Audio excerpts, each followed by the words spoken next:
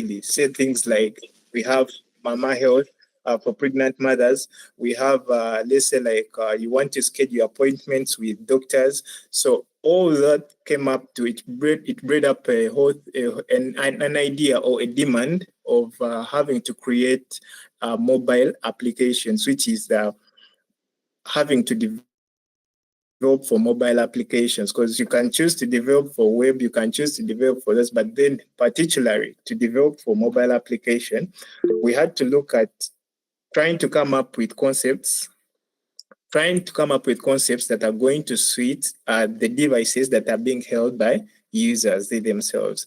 So, and in particular, there are many frameworks that you can use. When I mean by a framework, I hope everyone is at par with that. There are many tools you can use to develop for mobile applications.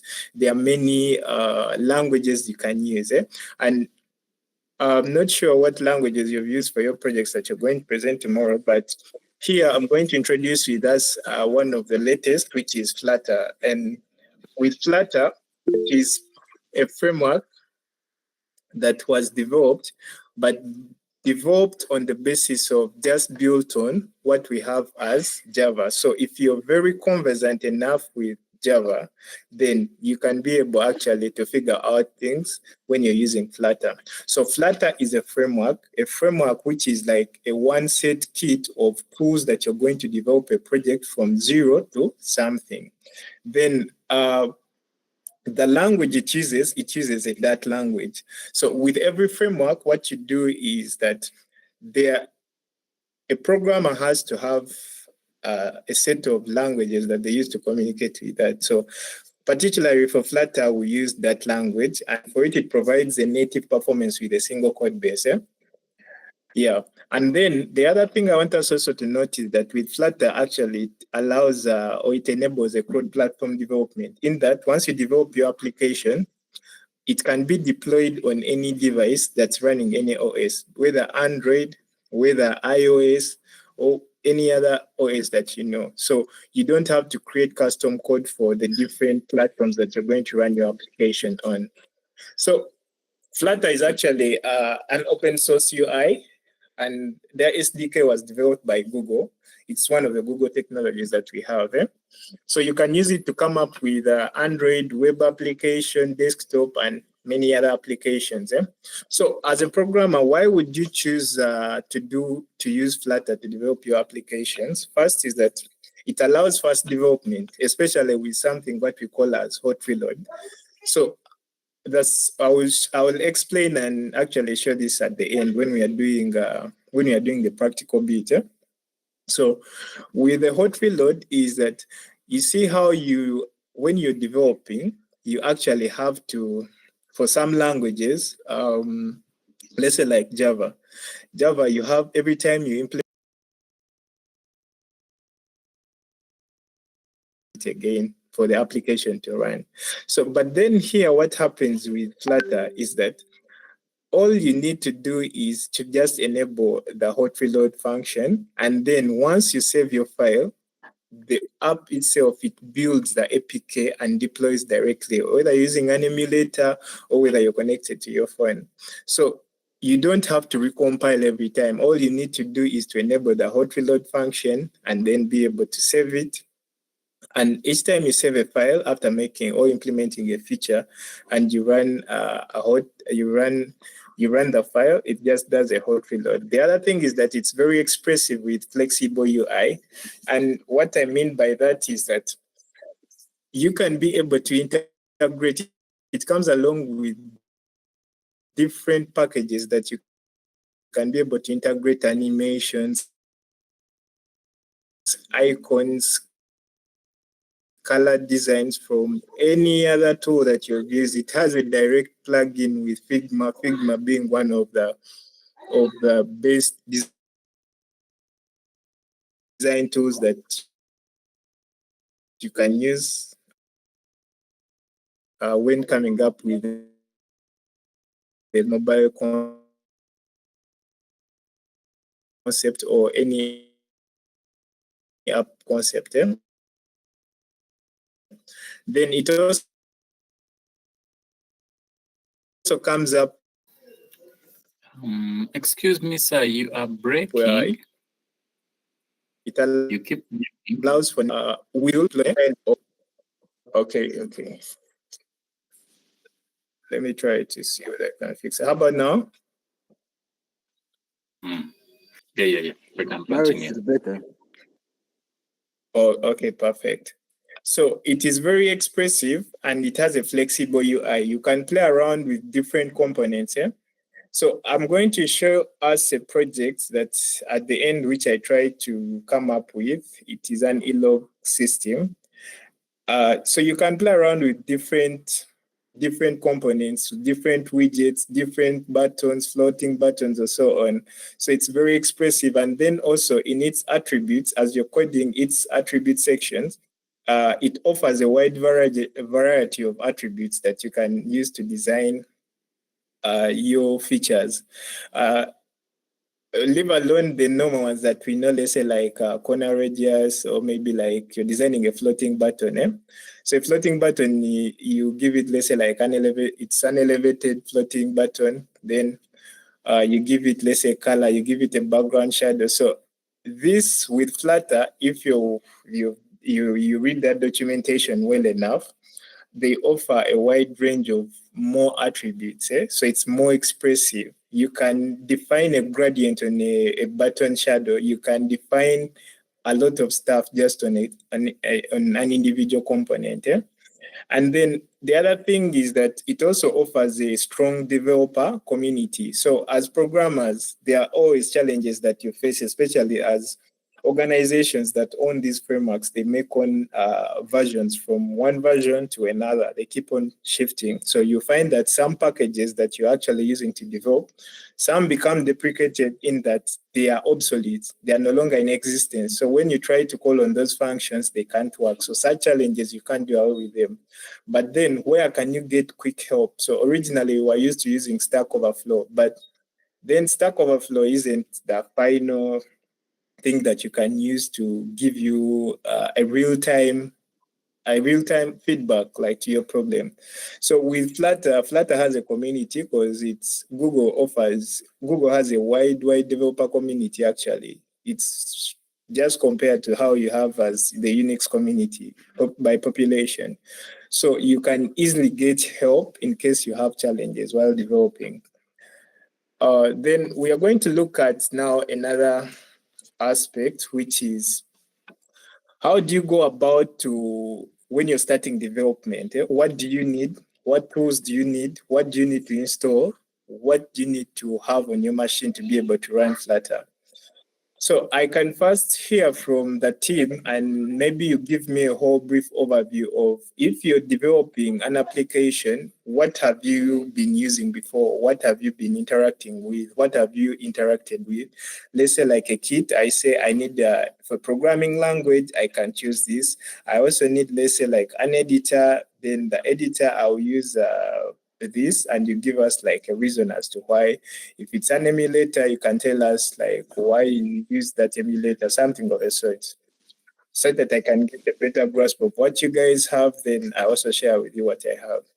Do you have any volunteer?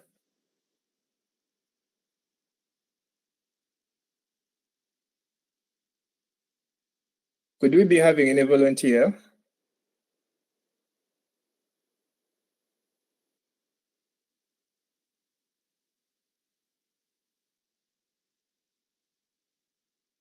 Do we have any volunteer, please? I would like to hear from you guys.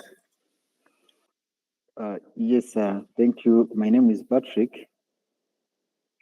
All right, Patrick, you can share with us. Go on, please.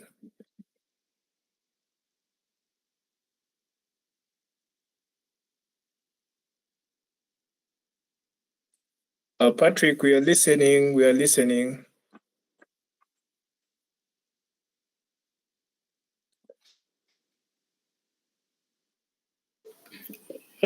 Pardon on the question. The question was,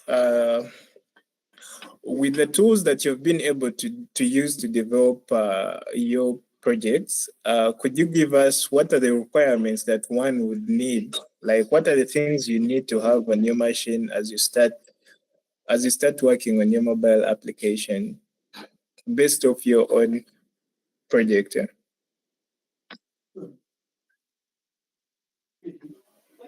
Yes, sorry for that. I think I had challenges with the internet, but I have switched to a different service provider. Okay. I was trying to tell you about the environment I'm using currently on our project. We are using Android Studio and of course running with Java. Instead of Kotlin, we are using Java. And then for me, I prefer using an external phone instead of emulator. Basically, that is so far what we have been using. Thank you. All right. Thank you so much. Maybe for other projects, I've been using IDE as just NetBeans. Okay.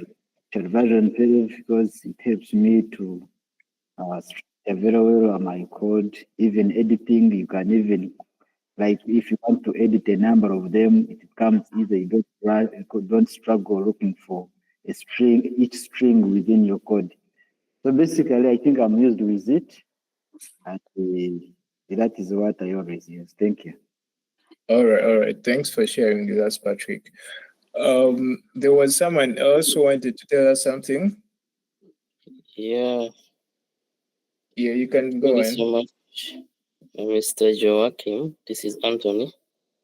All right, Anthony. Yeah. I happen to work on the same project with Patrick, and personally, I use Android Studio, and that's what we are using for our semester project. Okay. You asked about the requirements. Yes. Usually they are in two categories. Okay. One can be software requirements, and the other one can be hardware requirements. Okay. Yeah. Let's focus on the software. On the software. Yeah. Let's focus on the software. Okay, for the software requirements, it's better you have a Windows machine, usually running at least Windows 10 or a higher version. And some people may have Macintosh operating systems and Linux. So as I said, you can download and install Android Studio on those versions, all of those operating systems, because there are versions that can actually be compatible with those three versions, rather those three categories of operating systems. Then you need a JDK, at least JDK 8. And for the previous years, I've been using that. Then also you need the Android SDK that has the SDK tools where I specify, where I specify the SDK levels and API levels. So you need the Android SDK, the JDK, Android Studio itself, and at least Windows laptop that's running Windows 10, or a Macintosh or a Linux. That is the software requirement. At least that can be minimum for a developer to start with mobile app development. Yeah, thank you. Exactly, that's perfect. So, okay. Thank you so much for sharing with us. So, Tim, what I wanted you to realize out of what the speakers have told us today is that each of them has spoken about you need like they say the language. They've spoken something about the languages they are using. They've spoken about the second speaker has told us a JDK. They've told us also about an SDK. So they have also said something about the IDEs. So those are the key components that any individual in any framework that cut across when you're doing mobile development. First is that you're going to need an IDE, which is going to be your editor to edit your scripts. But then some IDEs are more how can I say, I can call it like they are more expressive than others. So if you can see an IDE, let's say like a Notepad, it just offers you the ability to edit. But then when you go to like VS Code or Android Studio, it offers you other functionalities that you can be able to run. Say you can use plugins, you can integrate, it integrates version control, you can be able to edit files, you can access the terminal. So it's like a one whole point center for all these things. So one, we have said that we shall need an IDE also for Flutter framework. We shall need, and the IDEs that are recommended, the two that are best recommended are what we have here, which is the Android Studio and the VS Code. Why I would recommend these two is that with mobile app development, it's always advantageous if you're developing while you see what you're actually working on, just like how you would do for web design. So you need, why? Because what we are designing for is a smaller size of screen. So you will eventually have a lot of errors, such as like overflow errors, whereby let's say like the dimensions of the feature you're designing, you've set it and they can't be accommodated on that screen. And then you also want to see how the different elements are laid out on that screen.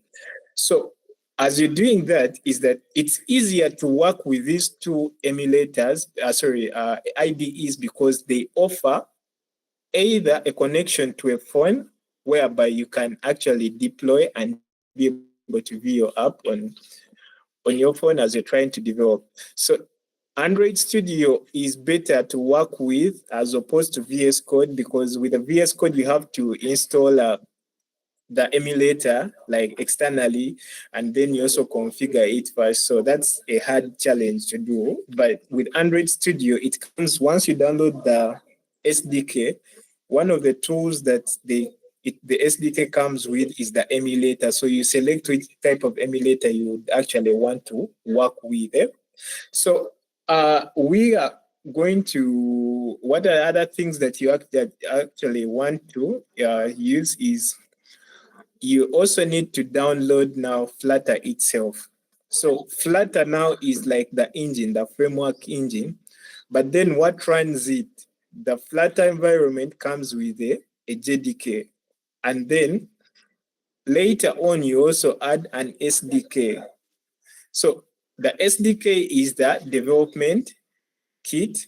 The JDK comes with something what we call as can I call it a JRE, just like the way you see the Java runtime environment, more or less like an environment allowing you to run, like to compile and then build up. So you have to have Flutter first installed. After installing Flutter, then Flutter comes with, that will come with a JDK and a JRE. Then later, it comes now with other dependencies that you need to install. So to be able to do that, it's some of the dependencies, we shall see them, something called, like we have the C2 chain, it has to recognize which IDE you're having, all that. So then to be able to verify your installation, you use a Flutter doc, check those dependencies.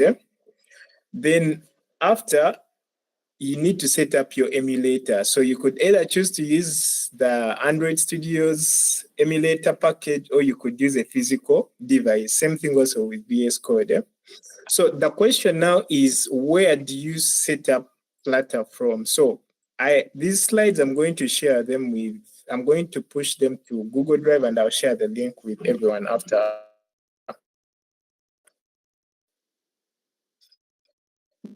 this session.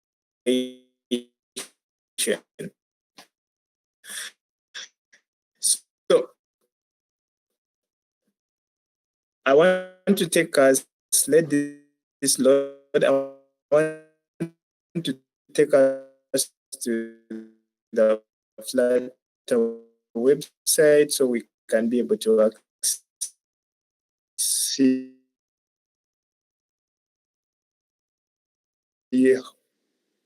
how to go about this. This should load. This should load first. Just a minute. Mm.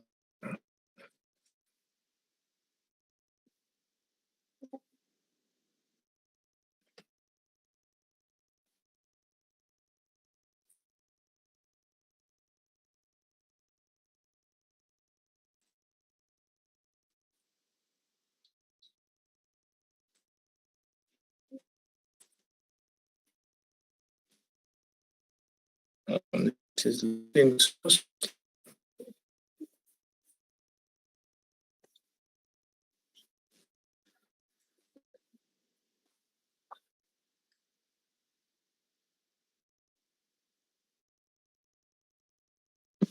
Um, Also, the other thing I want you to notice is that we have talked this Spain for program to get to share values. Now, Windows on the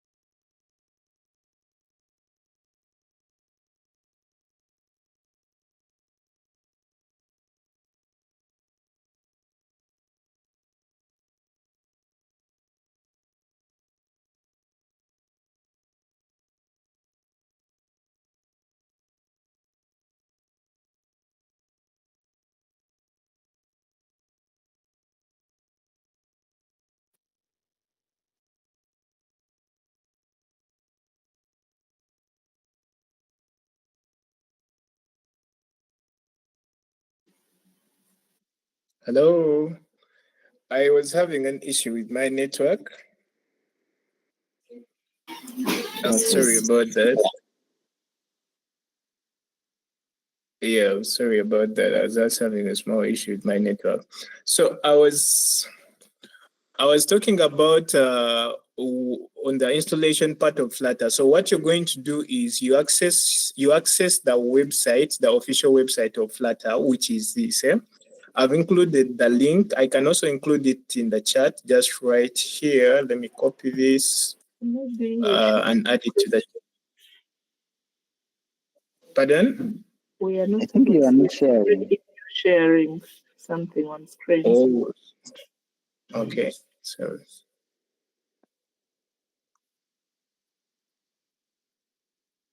how about now?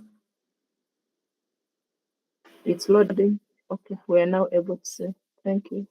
All right, perfect. So with Flutter, to coming back to the installation part, which was at this point, we picked up from this. Yeah, to be able to perform this step here, what you're going to do is you access the official website of Flutter, and I'm going to share this link to the group for future references. Just anyone who wants to do mobile development with this, you can access this. So I've shared the link. So what you do is you access the installation part of their SDK, which is normally at the bottom on the get started. Just a minute. And don't forget to read documentation as you get started, always with any framework. So this is it. So you come to their install, but you can just try to go through their documentation first to guide you through the development. So setting up your so it can have different, you can use this, how to installing with VS Code. You can install manually, you can upgrade if you have already an SDK and you've been running with how to upgrade. All these are here within their documentation. So we are much more interested for a first-time user who's going to use, let's say, like VS Code to set up their Flutter. So first is that you choose your development environment. So they have a distribution for all of them. Then from there, you move on now to this. Once you hit on this, this will redirect you to a download thing. What do you want to use this for mobile, Android, or any of that? So you choose any corresponding. Let's say like we are interested much more in Android. So it will route us to the page of where what we need to do to get started with building with Flutter, the requirements, the operating system. You need to have Windows 10 and 11 above 64-bit. So then you use what are the development tools that you need. So for managing Flutter, these use Windows. They use Git. And the APK they offer this as a plugin in either IDEs. Then you could also use, if you're using Android Studio to debug and compile, you could use, it also comes with these. So you could you could either choose to use that for mobile dev. You could either choose to use Java or Kotlin, depending on what you've been doing. But particularly for Flutter, it's better if you use that. Then after, you have to configure a text editor or IDE. We have looked at this, and you can use, I tend to use Android Studio because it's easier.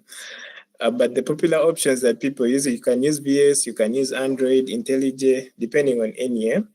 Then you come to this portion where you have to install the Flutter SDK. So the SDK is the major important part of this, as well as the JDK. So this is going to take about, if you're having fast network, like good network, it will take about almost like an hour and 30 minutes. And now between 1 hour, 30 minutes and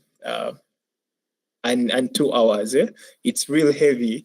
And then you must also have enough RAM on your machine. Why? Because Android Studio, once all these packages installed and then the Flutter is configured, the editor itself still needs working RAM for it to be able to function well. That's the reason why I've not been able to.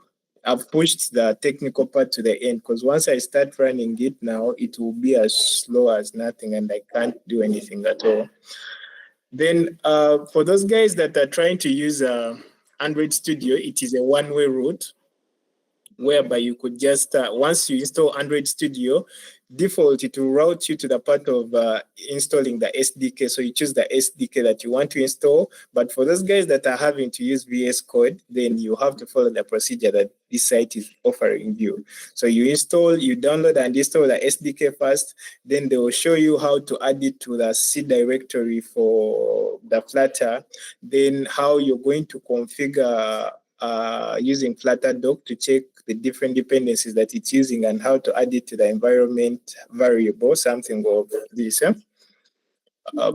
And if I'm going fast, please tell me that I should slow down and let you guys first do. So after installing, for those guys that are using VS Code, you follow the prompt very well, like how they tell us here. Launch your VS Code after downloading all that. Then before you continue now, how you're going to join the framework to the VS Code is you have to add the path of where you installed your Flutter to this environment variable.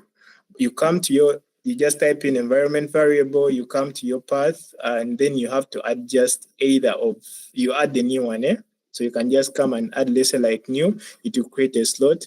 You add the path to the Flutter directory where you installed it, and then you click OK, and it will be configured. So the next time you open up your, sorry about that.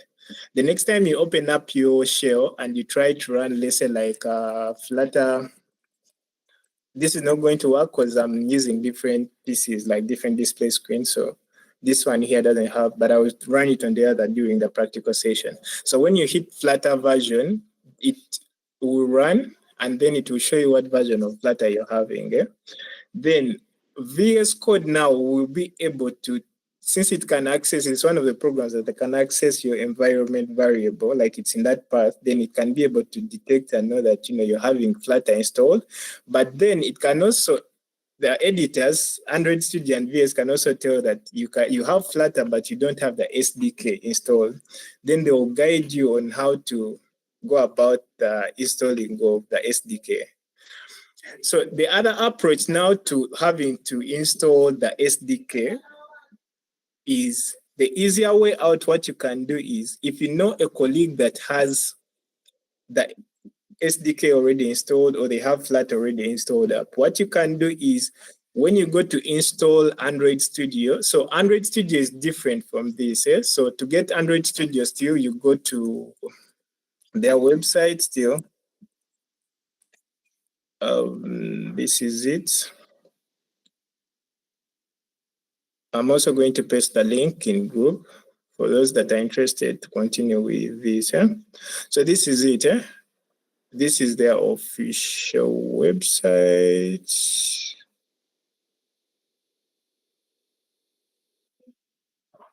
Wait, I hope this is not.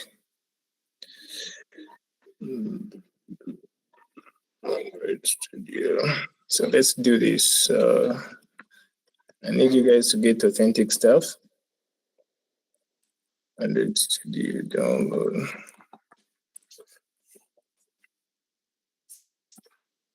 Okay. So you access this and yeah, so this is it. You can be able to see their different versions. You can be able to download whatever version you want. So it's just an editor, but it comes with a lot of things. So these are their different releases. So depending on which one you want, and it's heavy. It's 1.3 GB, 1.3. Then I think for those guys of Mac, it's 1.4. But you can choose to download either of the two. So this one doesn't come with an it doesn't have a .executable installer. So this one is like you download the zip and then you have, once you download and then you uncompress the zip, then you have to access their .sh script which you install. which you used to install. But then this one, it comes with a .executable file. So .executable, remember, once you run it, immediately it installs. So you can download any of these two. Then after downloading any of those two, we are back to this. So you can proceed on with the rest. So you open up any editor that you've been able to create, to install. You open your command palette, which is your terminal, and just follow the steps. Then you type in Flutter. So this command is going to be able now to allow you to select what project, if you want to be able to do the different commands. So what I'm talking about is this. When you come to VS Code, so this is a Django project. Sorry don't mind about all this.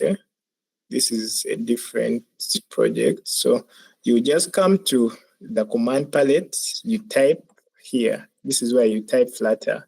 So if you already have Flutter installed, it is going to bring a command, like a command palette where you can be able to run. So since this is Django, it doesn't recognize Flutter, but what it does, it will just bring up something of this where you can be able to type. Let's say like Flutter, I'm creating a new project, Flutter, create. You give it a project name, let's say like elog system, system. Then you hit enter, so it will create that particular project. We shall see this step as we are doing the practical at the end. So after follow through, if you have the SDK installed, you have to locate it where it is, so that the IDE locates where your SDK is. If you don't have it, then you have to download it. We have said the prerequisite for this is that everything else you're going to use in your editor is coming from the software development kit.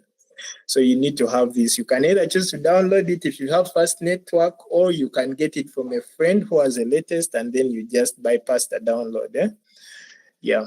So there are a few points I want you to note on this part. If you can bookmark this on the link I've shared, is always watch out on this part here. It can give you a lot of headache. While you're installing your Flutter to a directory path, or the path that meets one of the both, you don't have to install this to a directory or a path that meets one of these conditions. First is that your path containing special characters or spaces. So a path is just like the way you see a link like this. So if I have a special character, let's say like at this point, let's say like an @ symbol, it's not going to be recognized. So as you're naming your files to where you're going to store your Flutter, the Flutter that you've installed in program files, you should be able to name it without leaving out namespaces, at least use underscores. So an example they can give you something like this. You can access C, then program files has a space, like a white space in between program and files. So this is going to fail this, and eventually, even when you add it to your path and you try to run all these commands, Flutter doctor, Flutter create what, or Flutter pub spec get or what, it will not recognize it because of just the path, their conflicts. So then the other thing is that you could also, while you're downloading the Flutter, what you could do is, in VS Code especially, it's going to display just a few pop-up messages. The progress of the Flutter SDK, and then when it's also initializing the Flutter SDK. So the download eventually under here on the part of the terminal, just at this point, when you hit, let me create a new one. Yeah. So you will have, it will show you like bars at this point when it is progressing. It will take like, it will show you the time it takes to install its package. But then one thing you must know is that even when it finishes towards the end, before it starts unpackaging, there's a time it reaches and it shows a blank screen as of sort with only like it's a slash that is running around this point. Please do not stop it at that point. Let it complete, and it will show you finally a message of like Flutter successfully installed. Once you break the installation at that point, that means you have to restart over the whole process from the beginning.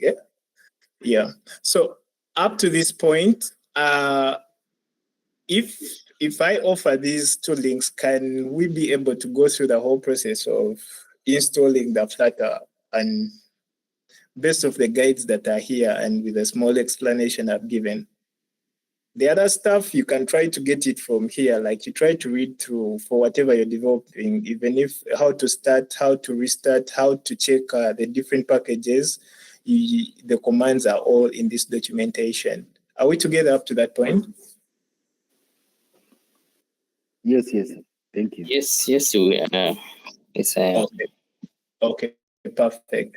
So now let's go back to our slides. So now after doing all that and setting up Flutter, so you have your application idea in your head, but you need to conceptualize it first, which is you need to have like a mindset of what am I going to work on? So first work out your different screens. The software development cycle, I'm sure we are all conversant with it. Starts with like requirements, then analysis, then to the design. So on the part of the design, I would recommend us to use a Figma tool. Why? Because we are going to look at what Figma can be able to do for us.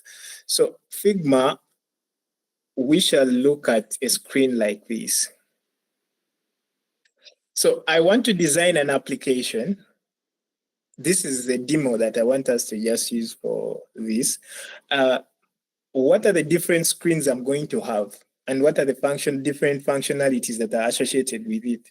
So with app development, first we know that any mobile application, to cover up for the time that it spends to load the different resources, instead of having an empty screen with just like a processing animation on it, which is not friendly, we have something called a splash screen. So a splash screen is that screen that displays. To better describe this, let me use companion mode and log in using my phone and show you the deployed app and what is a splash screen. So a splash screen caters up for the part of while the app is still loading the resources, what is the customer or what is the user of the application being able to view? So to cover up for that, what we do, Flutter allows us to create animations or transitions, what we could call as transition animations, that you could actually use to be able to take that like the time latency within which the resources have been loaded or to load the other screens. So allow me to share on another screen. I don't know. Let me first take this off. I'm going to come back and share this. I want to share from some other screen. Hey.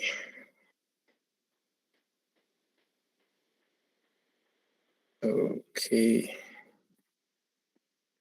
Let me share this. Please, just a minute.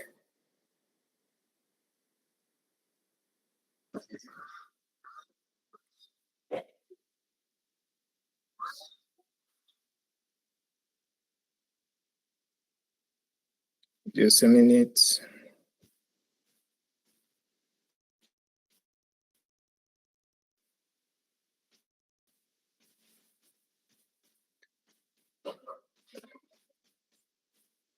Just a minute, please.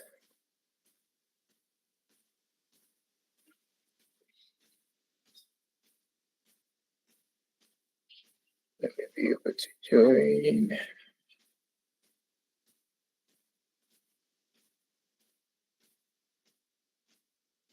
Okay.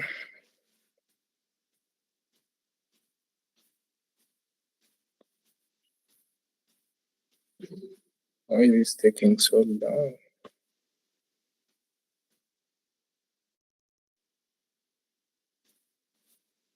Okay.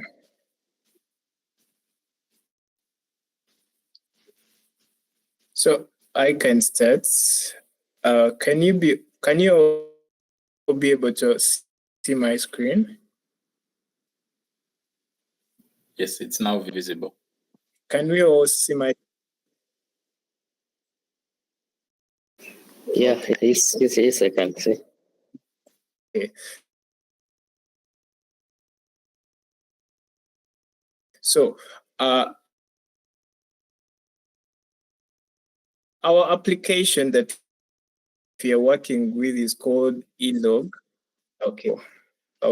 This screen that is displaying right now. So this animation that comes on, it is taking up the time for before the resources load. What should the users be able to view? Do we just wait with a blank screen? So the idea is, as the sources are loading during that time latency, let's give the users just a small animation of what they can be able to see. So that's what we call a splash screen. So a splash screen is associated with a transition from when you click on the application and it shows from a non-stateful widget to a stateful widget. So you set the transition to a given duration, and then you also set what should that transition display during that time. So have we all been able to understand what a splash screen is? We shall later look on what and how to design a splash screen. So basically, this is, before I access this, let me be able to access the animation first. So it's something which we call in engineering, they call masking. And it's used quite a lot, especially on resources such as websites, whereby you have to load resources that have been deployed on different servers. So by the time a request is made to a server, then to retrieve back the results, then it takes some time. So during that time, we mask what users cannot see from the back. Then the other type of screen, I can stop sharing this, and then we can be able to, just a minute. Okay, so let me share back my screen.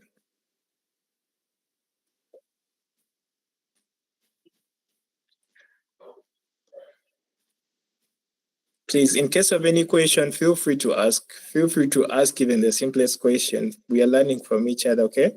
I want to be able to learn from you, and I also want to give you guys the best I can give you guys. So back to our designs. So I had introduced you to something we call as Figma. It's on this screen, okay? Perfect. So Figma, how are you going to, the different screen, let's first finish the screens and I'll tell you how to access the tool itself and how to use it. Or maybe some of you have already accessed this.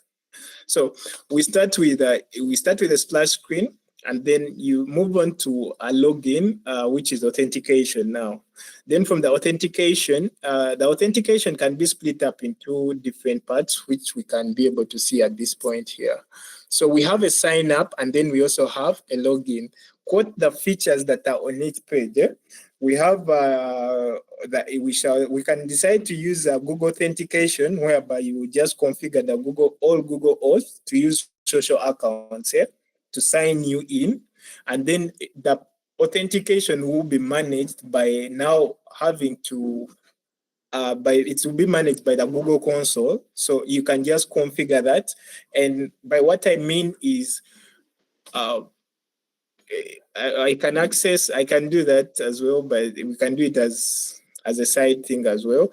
But then the native authentication that we use is that we create a database, and in a database we have a table which is for users to handle users authentication, where we store a username as well as their hashed password. Then we use a transformation, a match and compare. So we shall extract and compare with what we are having from this screen at this particular point. Then the sign up, you can just pick these credentials, the email, the password for simplicity, and then you could pick, let's say, other things like gender, you could pick other things like interest and so on, depending on what your application is doing. But mine was just an e-log book, which was a quick log book, which is like a tracker for a student at a university. You can be able to see what activities you've been having from week 1 up to the very last week of your semester, and then the different activities that you're scheduled to do and different courses that you're on track, and you can also be able to track them. See the different tasks that you have, the ones accomplished and not accomplished. Then from the login, after authentication is complete, you can then move on to the dashboard, which is the home. So this is like a landing page. Yeah? So the main features on the landing page when doing any design, we have the bottom nav here at this very bottom, and this is just like how you could have a side nav at this option here. So the bottom nav is just going to allow you to navigate through the different frequently accessed screens that you constantly interact with, that any application can interact with. And normally we have this as for the use case of a quick logbook application like this one. I figured out that we shall need activities, tasks, and then profiles. Yeah? Then we also have a display of like a summary of the other different screens. Activities, you can just display them as cards. Depending on your design or your programming skills, you can have this as a slider where you can just slide over the different cards. You can display anything intuitive that's going to catch the eyes of a user once they're using your application. So I'm sure we are having questions like, why is this guy presenting an e-log system, yet it's something to do about health? So we had discussed with Dr. Kim about this, and I told him, I was like, I'm not going to have time enough to like tailor this, because I'd already started on working on this. This was one of my projects from last year. So I told him, I was like, since I don't have time to tailor, come up with a good, a medical app, which is the theme you guys are having. So I was like, I'll use this to explain the concepts, and then they can apply to their different, to the different fields that they're working in. Eh? It's the same concept. What matters is the tools. Do you understand the tools, and do you understand the skills? Like the tools, can you use your skills to make the tools to come up with something? So after the dashboard, we can be able to access the different screens. When you click on activities, what happens? You can be able to see a tracker record of the different activities. In this format, these are also cards. And then if you click on tasks, what are you able to view? And then if you click on profile, what are you also able that here have to be dynamic data from your database. And they have already shared with me a fact that you have already been able to access and use Firestore, the different databases. Some have used SQLite, some have used Firestore, some have used Firebase, which is okay. The good thing about a database is that it allows you to store data depending on how it does it. For relational databases, that's distributed tables. You can store different types of data and just link the different databases using relations. You could also choose other databases that store data as structured files, simple structured files, and so on, depending on what application or the simplicity of your application or the complexity. So now this tool that I'm using to describe the designs to you is called Figma. So once you have a better grasp of making the designs in Figma, and you can be able to transform, there's a plugin that allows you to transform the different screens into actual code. So it is an AI tool which you can just use to translate these screens into actual code.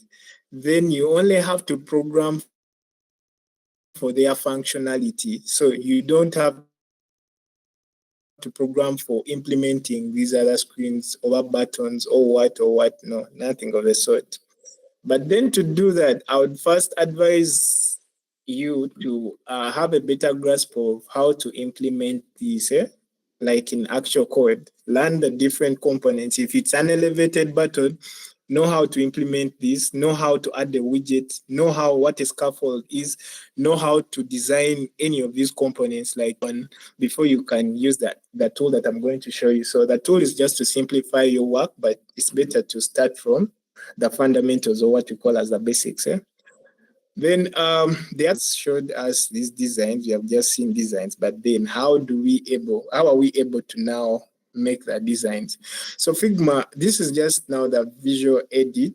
So it allows you to, let me see if I can be able to sign in and access the editor that they use. we can just do one screen to just give us a whole overview. Or maybe if you're conversant with the tool already, then I can just proceed to the next. So just let me know. Have we used Figma before? Or Yeah. have some people interacted with it? Should we proceed Yes, with it, or just proceed next to the other steps? You have I have used it? interacted with Figma before. Okay, perfect. And I was trying to use that tool to convert. And the rest of the team, are we conversant enough with this? I think it is my first time, but I can pick from. Speak up. I'm saying it is my first time, but I can pick from Okay. what we are discussing. Thank you. Okay. Did you? Oh, okay, perfect.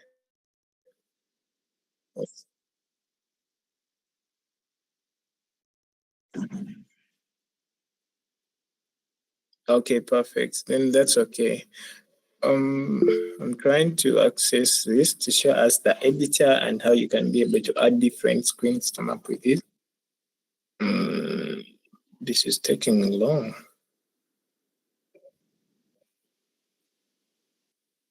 This is really taking long.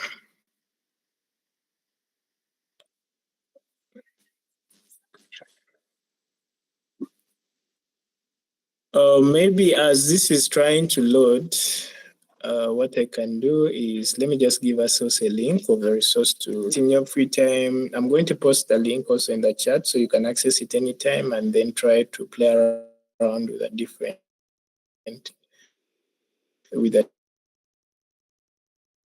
different things that are there.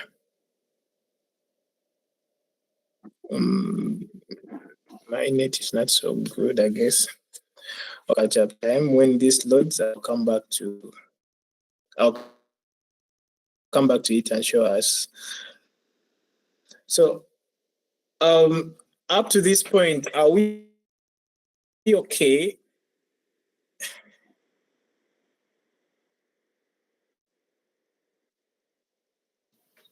Yeah, following closely.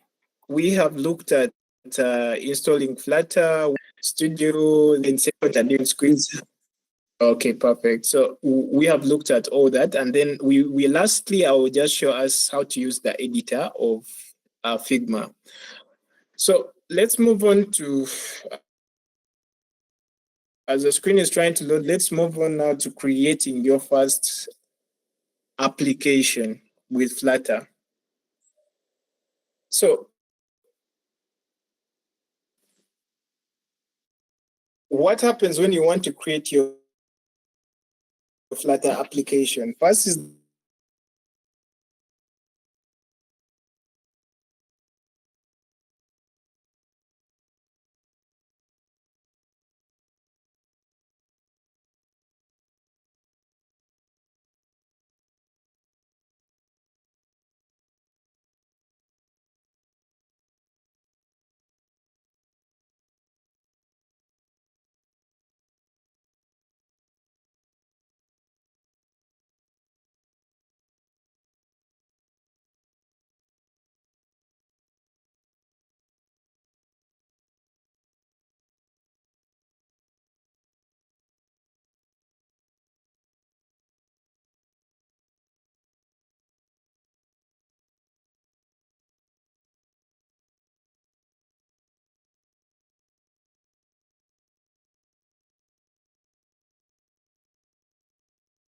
so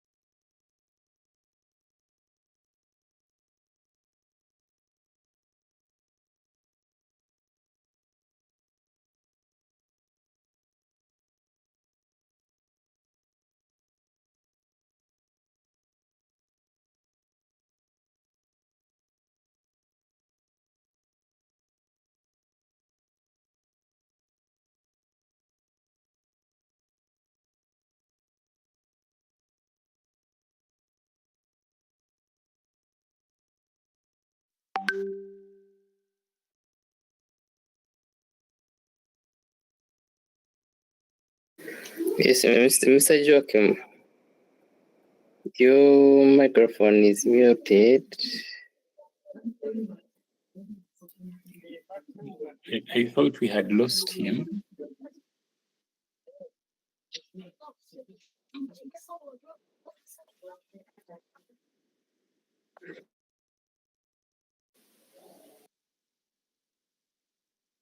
I think he muted accidentally.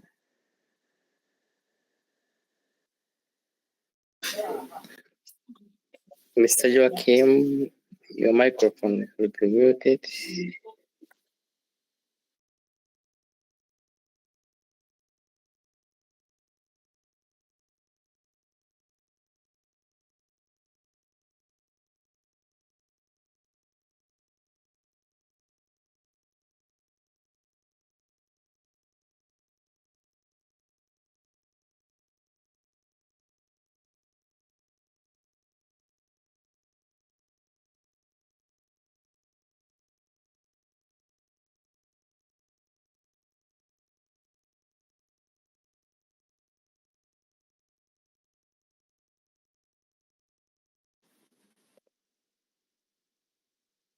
Hello.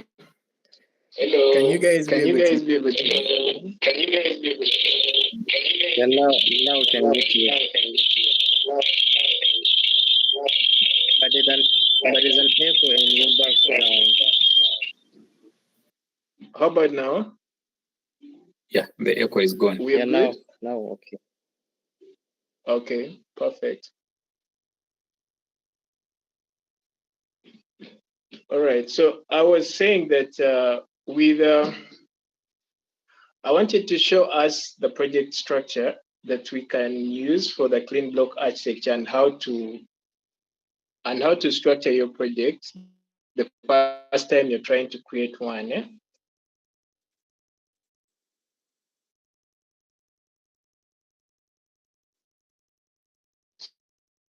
So I'm going to share. I'm going to keep on connecting between different screens. Please don't mind. Don't mind that I work with so it's under this. So I can minimize this. Can we see the screen? Are we be able to see this screen? I can see. So what we project like this format, yeah?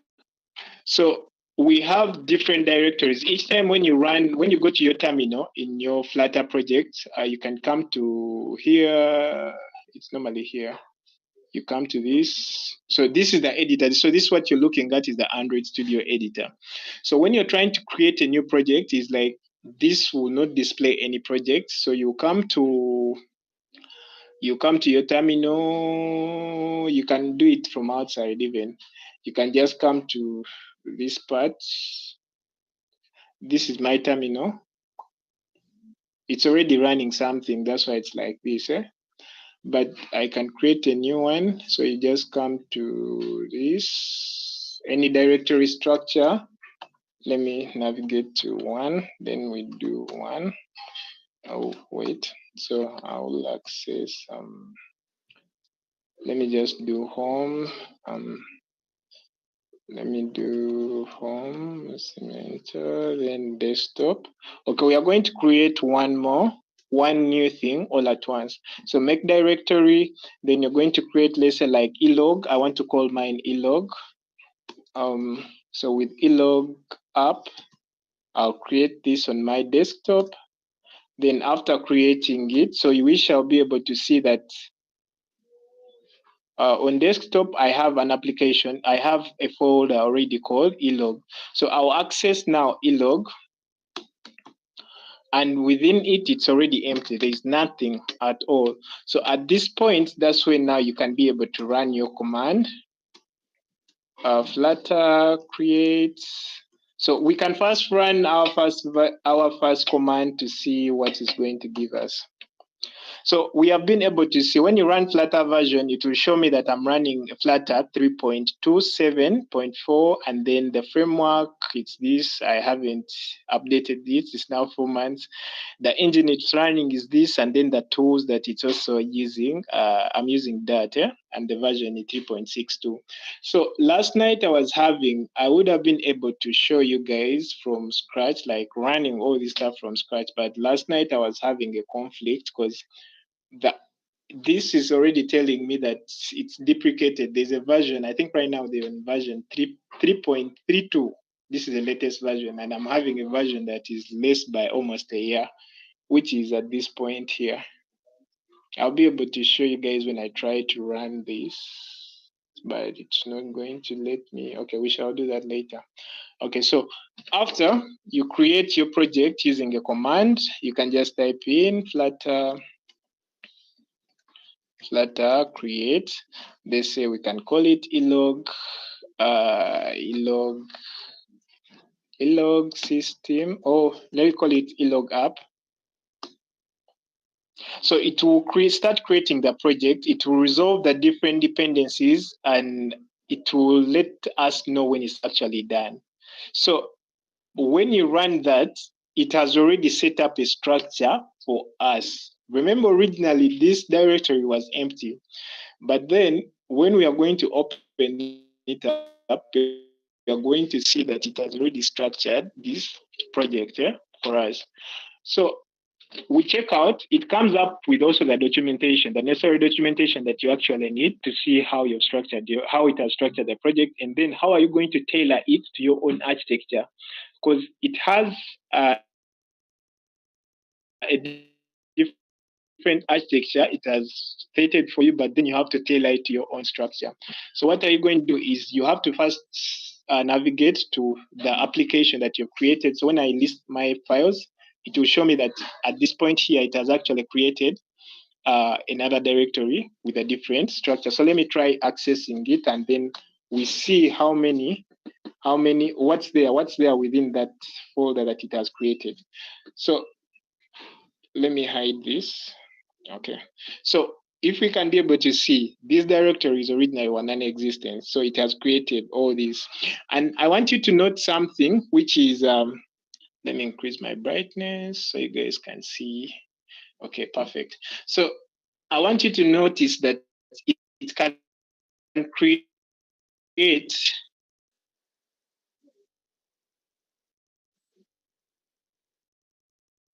Someone is still asking that whether I am talking or not. Can you guys be able to hear me? Because I'm using different devices. So when one has an issue, I jump to another. And then also I'm working with different screens. So that's why I move from one to another. But someone to just give me a confirmation that they can actually hear what I'm saying, and they can also see what I'm presenting. Okay, you're audible. Mike can see and We can. Maybe Mbezi has confirmed that he can actually hear. All right, perfect. That's perfect. Okay, let's continue. Maybe it could be an issue with network on our colleague's side, but so it creates up something of this structure. So we are having, I want you to take key note on these directories. It creates one for Android. We shall again also see one it has created for Linux. It has created for Mac OS. And then it also comes and creates one for Windows. So what is the trick behind all this? So the thing is that we say that Flutter is a cross-platform development tool, in that once I develop a single piece of code, I can be able to deploy it on any operating system. And we are going to be able to see that. So at the end of the session, I have already packaged this APK for this application I accessed on my phone. I'm going to upload it. I think I'm going to do that as I'm working. I'm going to upload it on a Google Drive link that I'm going to share with you. You access it, download the APK, and install on your phone, and you'll be able to see that whether you're having an Android, whether you're having an iOS, whether you're having any other iOS. I hear some phones branding on something called, is it Parrot OS? Some lightweight OS. So it will be able to install and have no challenges with your OS. But then why is it able to do so is that when you create the Flutter project, creates the different dependencies for the different types of operating systems, which is what we are having these other directories. So then the question you're having now is, where are you going to place your code? Where are you going to design your different screens, like what we have seen here in Android, what's open here in Android Studio? This, yeah? So where are you going to design now? I think this is a splash screen. Yeah. Where are you going to put this other code now to design at? So what you're going to do, your focus should be put on one subdirectory, which is called the library, which is this, the LIB folder. That's where the rest of the code is going to be put. So let's try to navigate within that and see what's happening within lib. Okay. So when you try to let's list all files still list here. So when you try to list all files, eventually do you realize that actually we have a main.dat file. That's all we are having there. And what's in the main.dat, just like what you have from Java, it's the main, what do we call it? The main function. It's where the main class is and where we have the function where execution is going to start from. So your program starts from main.dat. You could check this out. We'll close this. If you try to have it under Vim, so this is it. This is your main method. And inside your main method, you're having your class app extending a stateless widget. And then this is just an override function, which you can override. This is a welcome app. So the first time you actually run your application, guess what happens? When you run this application that you have just created, I'm going to open it up and see us running it, is that it just has a counter. It will open an empty scaffold, which is a scaffold is just a screen, an empty screen. And then on it just has a button with a plus sign and an incremental. But this here is guiding you on how are you going to do your implementation. This now brings us to what we call as object-oriented programming. With object-oriented programming, you're going to use classes. And in these classes have four main properties. We have methods, which is what we are having, like this is a main method call. We can look at what method have been defined here. I need a simpler one for you guys to understand this. So this is just a call. I can just call it like a call on the main method. That's the main my app. So we have a function called my app, but it takes no arguments within it. So a function is what shows the transition, the behaviors of a particular class within the objects of a particular class. A class, another component of a class that it also has, we have attribute instances. Attribute instances are the properties of a class, because a class represents an object, like an entity such as a person. A person being in health, you could look at it like if you're doing a mobile application for pregnant women, is that we call it, let's say, like Mama Kit app. So Mama Kit app is the whole object, the whole entity. So, but Mama Kit app has attributes or properties that define them. What are the different properties of like Mama Kit? Mama Kit, these are the things like, what are the different services that a user of Mama Kit will have to have? On their account, they will have things like a profile. But then under the profile, they have things such as a name. They have things like age. We have things, let's say, like what are the things that some of our mothers need. We could look at things like maybe the tracking record of the pregnancies from the different trimesters, such records. So, but then a single instance of data, let's say like a name, is what we call an attribute. So in this case, a class will have attributes. Each class will have attributes that are particular to that class. Let's say like profile as a class will have a name, will have email, will have telephone contact. All those are attribute instances. Then the other properties that classes do have, we have spoken about attributes, we have said methods, then lastly, we have constructors. So a constructor is like an initial placeholder. So the best example for that I can give, I'm just speaking, I'm running over this because the session is not going to cover deep concepts. These are things you're going to get off. I'm going to share enough resources you can go to and see the language, the syntax, and all that. So that will be like a self-teach. In case of any challenges, please feel free to reach out.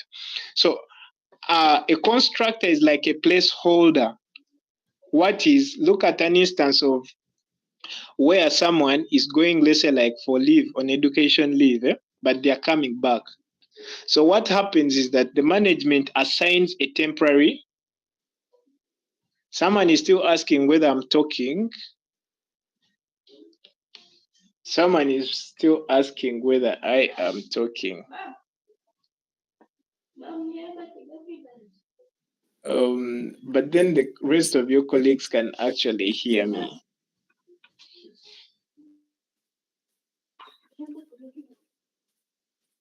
Tim, are we together? Are we together? Are you guys hearing me or?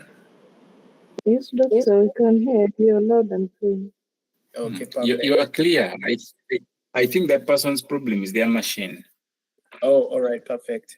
So now we were speaking about a constructor. A constructor is like a placeholder, a temporary placeholder. The first time you initialize a variable, let's say like we have said that this person got a job. It was a sign that they gave them an application, like what do we call that thing of?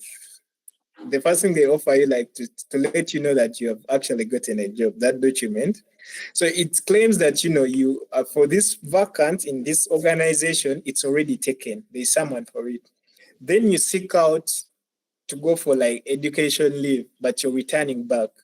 So we place someone to act as an interim person as you are away. So that person is a placeholder for your position. When you return, you actually fill that position.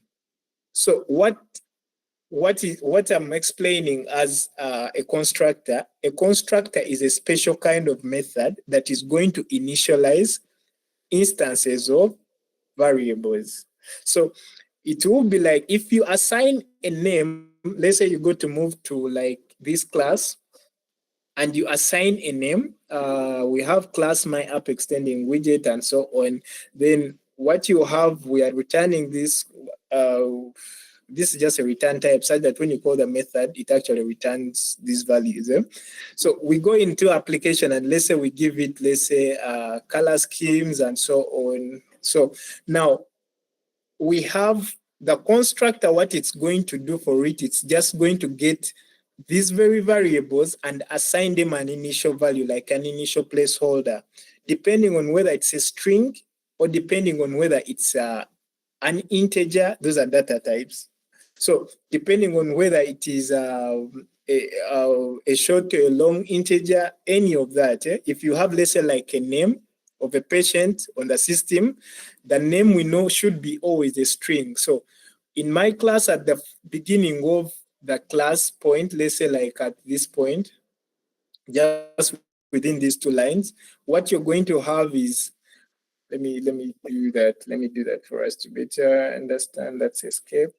I insert. Oh, come on. So when I'm in, you come to this particular class, let's say like here. Oh, Control Z, just a minute. Sorry about that. I'll come to like this point here.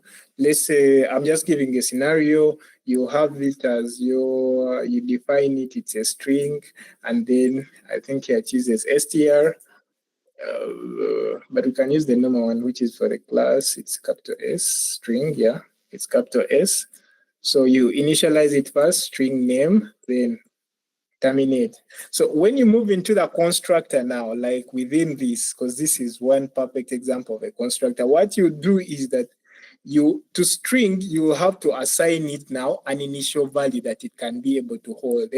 So now for this, it doesn't have You can see terminated off, it has no body. So, but then here, you have to give it a body. So within this now, you have what happens to name. It's the same variable, but then you assign it to, let's say, like an empty string. So what does that mean is like the string initial is going to hold an initial value of an empty value. So later on, when you go to, let's say, like the main method, when we want to use that very value, what can we do is that in that method, now this is a method, but this returns nothing. But then I want to be able to use name. What you're going to do is that you write the logic that is going to use name. Let's say like you want to use name, you want to assign it to any value. So I can have this as Musiimenta. So eventually what happens is that Musiimenta is assigned to name. So when the program executes originally, it will start from this very particular part, the beginning part here at the top. It will allocate space enough to handle a string and point to it as a name. And then it comes to it, it allocates it an empty string to hold the initial space that has been allocated to it. Then later, when the function is this point here where we have Musiimenta, it will assign the string, the new string that has been allocated to it, to the space in memory that we assigned as the name Musiimenta at this point. So later on in code execution, instead of having an empty string assigned to name, we shall have Musiimenta holding that value. So what am I trying to show you here is that object-oriented programming uses classes. The different components of classes are constructors, which are special kinds of methods for initializing classes, attributes, class attribute, the attributes of a class. Then we have attributes themselves, which are instances of data that the program is going to use, such as name, age, gender, all that the application is going to be able to see. Then now the methods, which are what show the behavior of the objects within these classes. So Musiimenta is a single object within this particular class. And Musiimenta has a name, Musiimenta has age, Musiimenta has, let's say, a telephone number. So all these are attribute instances. But then what shows the transition of these attributes? Because some of these attributes, let's say like age, keeps on changing. You update your age. So that change of state of an attribute of an object from one state to another is defined by the methods within these classes, which are these, what we are able to see here. So if you understand that whole concept, it's the same concept for every programming language, be it Java, be it Kotlin, be it what. Same thing also here for that. What changes is just the syntax. That uses the same syntax as Java and more or less closely related to JavaScript, but not so much.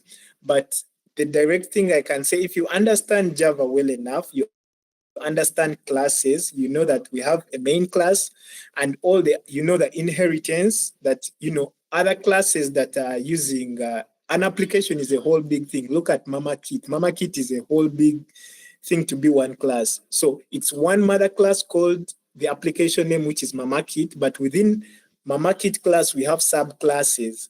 Like here, what you've seen, my homepage state, all these are subclasses within the main class called the main class. Do you get it? So Mama Kit is one whole big class. And then within Mama Kit, we have, let's say, patient's profile. So profile is a subclass. And within profile, we have attributes.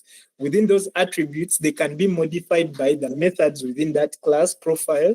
Then they can be initialized by a constructor within that particular class. So having just a basic understanding of that is going to help you to know how you're going to structure the different screens. The home page is a subclass of the main class app. Then let's say like the profile class is representing the profile screen is a subclass of my app, like that. So you structure them in a hierarchy. But as you structure your application, please endeavor to avoid instances whereby you're having, it's called the diamond ring problem, inheritance.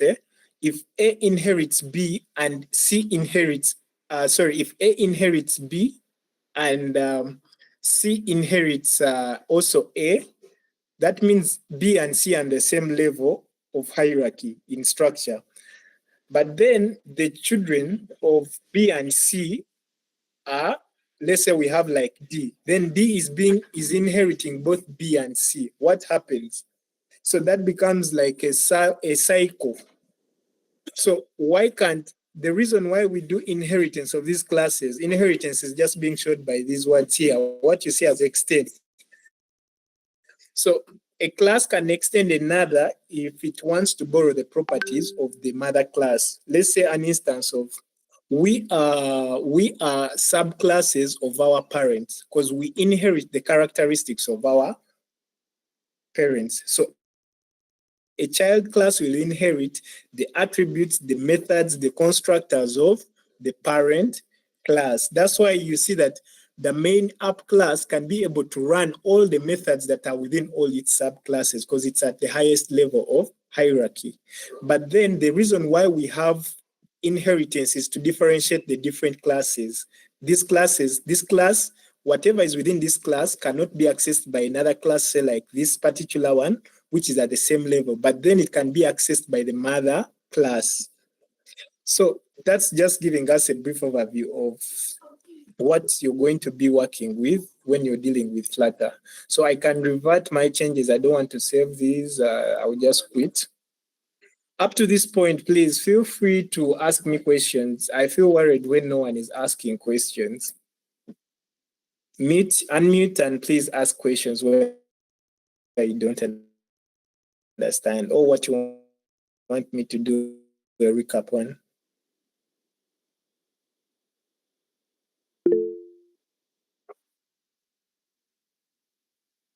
Someone to say something to us, please.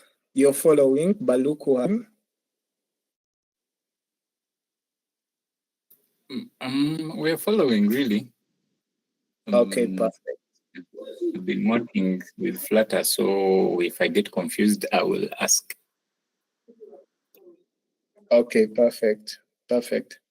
So now, after we have looked at the point of creating now your structure, and we have seen that we are much more interested in how we are going to structure our project within this directory here, a library folder.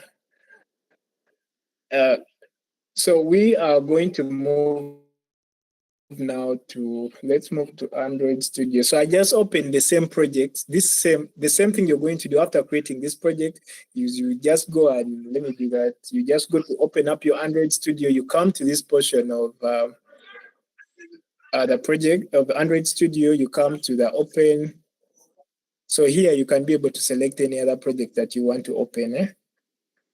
Like what we have created now. What we have created eventually is on desktop, I guess. So if I check under home, desktop, it's at this point.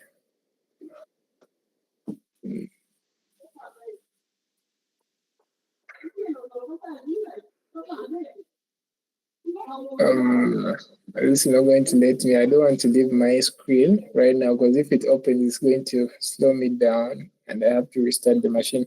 But you can be able to open a project in Android Studio, I guess. So when you open it, you have a directory structure like this, in this sub menu at this option. And now we are interested in this folder here called LIB. So now with the clean block architecture, which is what I was explaining, is that it's going to break down. You're going to have to create different packages. You create a presentation package, which is going to handle the screens at this point. You create a domain package. We shall see what domain package does. We create a data layer, which is going to handle data that is back and forth from the database to and fro, either way. Then we create a core, which is going to be like a controller, which we are going to have controller classes, picking data, manipulating data, form validation, all that. Then now we also create an assets folder, which is going to hold the different things that we use to design, let's say like icons, we have vectors, we have images, and so on. So we can be able, this is the clean block architecture. This is how you structure. So it structures them based off the presentation, the domain, the data, the core, the assets. And this is, you can ignore this, the common, but this one is just going to handle the common features, the common components that you constantly refer to in your programming.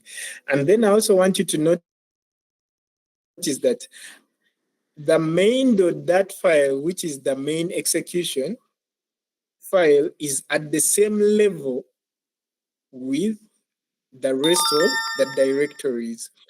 Why we are doing that is because the main has the main class, and the main class is going to access the different components from these other subdirectories of the library folder.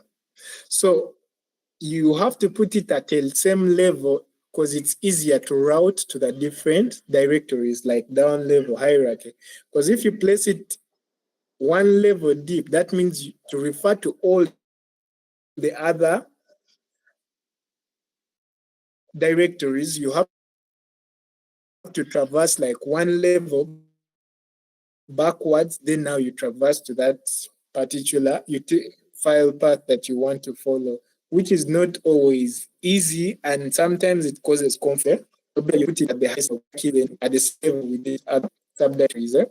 So after, for this particular application, I wanted to add a theme like light and dark theme. We have interacted with that on different applications. So I had to create up in the main, I had to create up theme data.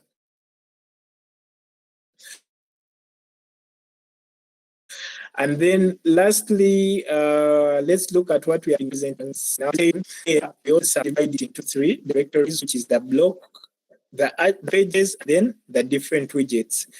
Then under the block, another page, I will design also another different screens there. So we create also sub packages under pages. So here, like we have the home page, the login, the splash screen. So we take in each of these, it's just a .dat file, which is code for that particular.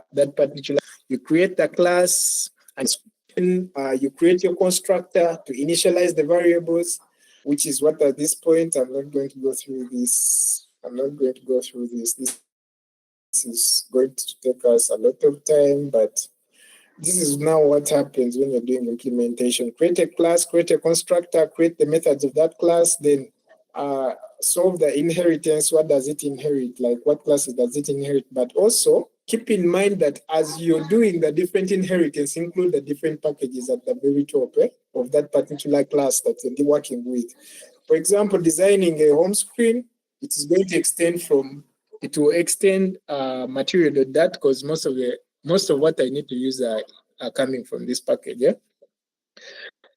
Then we can move on now to the pages. So all pages will be implemented like this. So each page will have a directory of its own.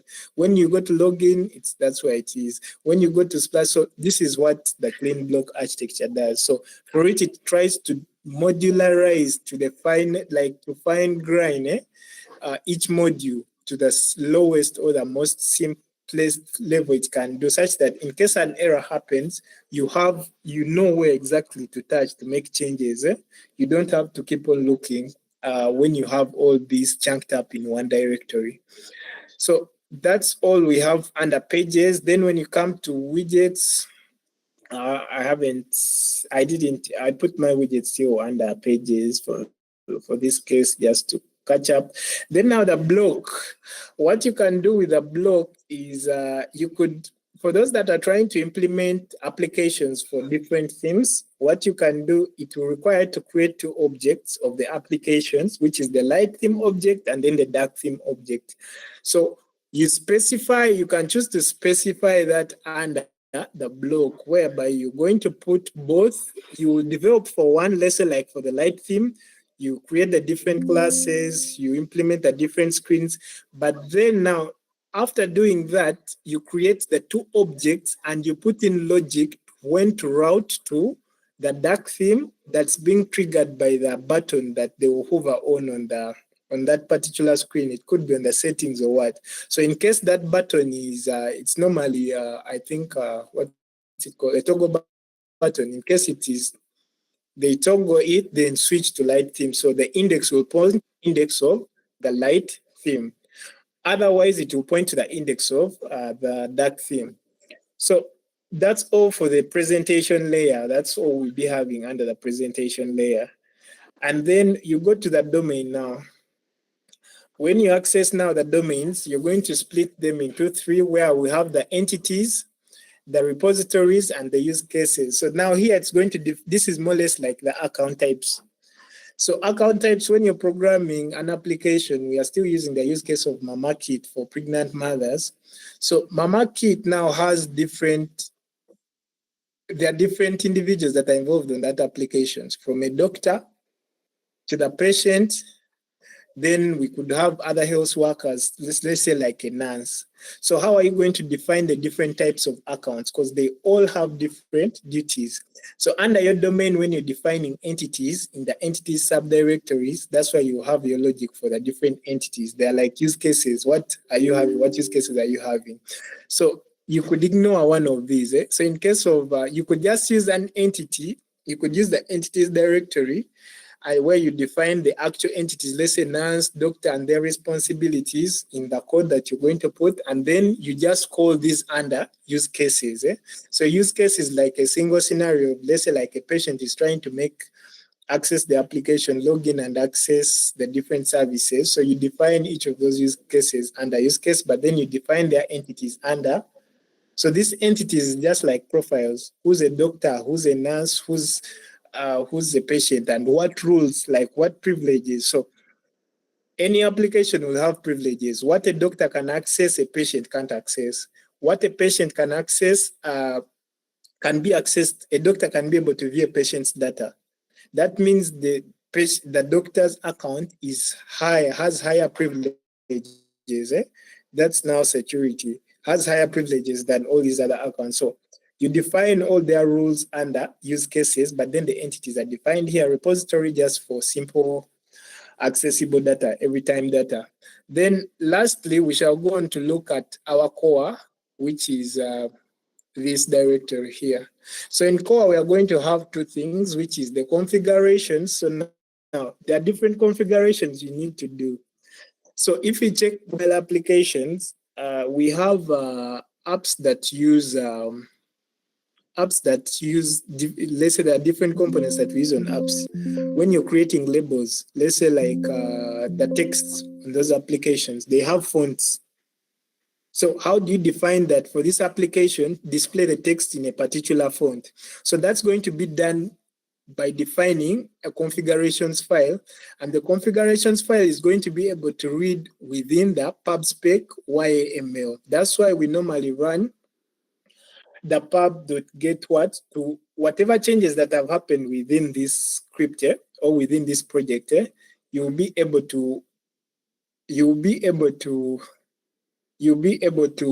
configure all that within this pubspec, but then they'll be picked by the program. Can be able to alert the JRE that there are changes that have been made in the pubspec.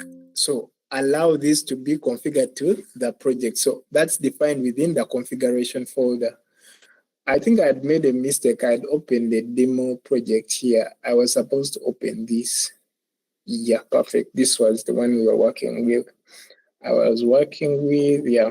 So what I'm speaking about is this. We can just read this. So if you can see, like for this, I have assets, I have images. So before the program before you actually add images or assets or anything in your other project code, if at all it's not configured within the pubspec.yml, it will be a waste of time because the program is not going to recognize it. So this is just defining that, pick my assets from the assets directory. If at all it's an image, I have this. Under assets, I have fonts. Under assets, I also have vectors and animations. So animations for the splash screen and so on. Then we have fonts. You also define your fonts. Where can you get the different files for fonts? Assets, fonts, the different files are here. Then you have you also have now the dependencies. So the project is running on what? Flutter. The SDK is a Flutter. What version do we have? And then those that use linters, a linter is just for uncovering errors. You also define it within this. So the first time you open this file, it will just look like what we had at first. This. Some of these are marked out, but some are open. So what you do is that if you add those files, let's say like you want to add the font files. So you go to assets, your folders of assets, and add them. After adding them, you come to this, you add them. I don't know what this was, but this just ignore this. Then they will add the fonts. Then you come and you configure your public pubspec.yml by uncommenting these lines of code here. You just come and out comment them to look like this. What we have, you just remove the comments, so they have already been activated. So each time you run, the dependencies will be read from this, and the program will make the required changes. Then back to our library. Don't mind about the red lines because it's a version conflicting something. I'll show you what exactly I'm meaning. I haven't connected the device. Let me try to connect my phone and show us what I'm having. Okay, so we have gone through all these. These are my different pages with the different classes. Then the theme notifier and all that. Then the core is where we have the controller. Here. So now the configurations file that we said, the first one, for me what I did, I can just show you like a sample configuration file. This is not for config file. Wait, just a minute. No, these are just for theme. But why I put this is what I was explaining at first, to route between the two different themes, the light theme and the dark theme. So this is what I did. I created one class called app theme.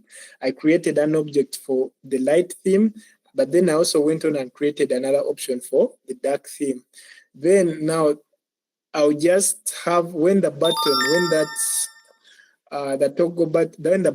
for the theme is toggled, I can switch between these different types of themes. And these are using attributes, let's say like color attributes, which have been defined also in this file here. So I just created one class and initialized all these colors I'm going to use for my application. Yeah.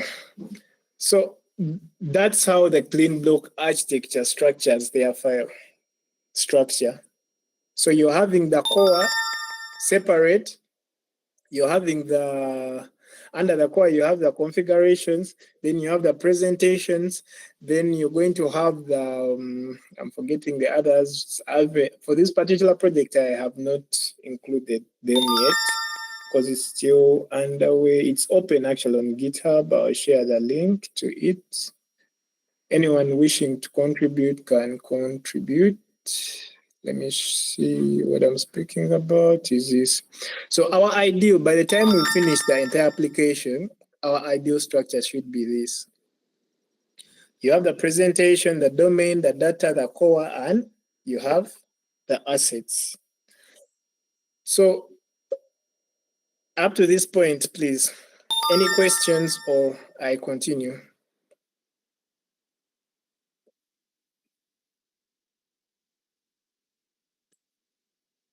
As I try to mirror my device, please ask any questions.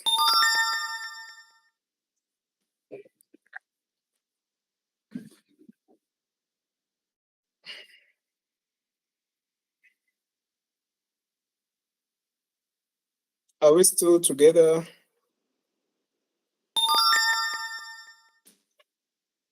Yes, we are following.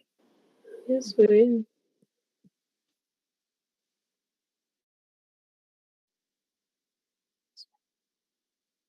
Okay, perfect. Okay, let me try to configure my device to run.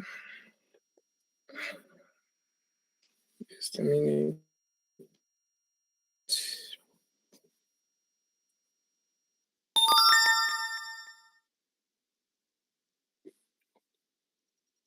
Let me try to extend this. Okay.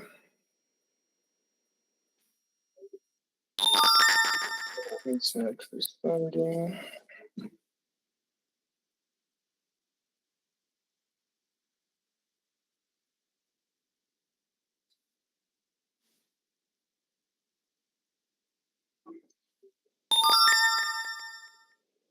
I want to use a physical phone, but it's not reading it. I don't know why.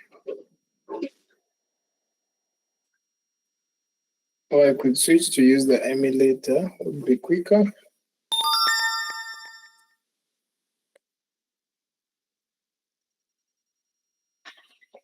Okay, let me just switch to, let me start a virtual one.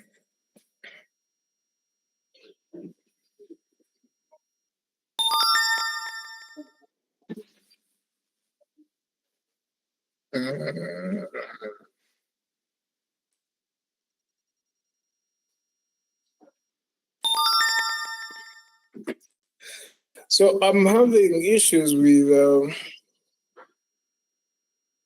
version control because I pushed the project last year on GitHub. So when I cloned it again to run on this, it's showing me that I should run it on a newer version 3.36 something. But the good thing is that I had the APK already. Just a minute, it's freezing up now.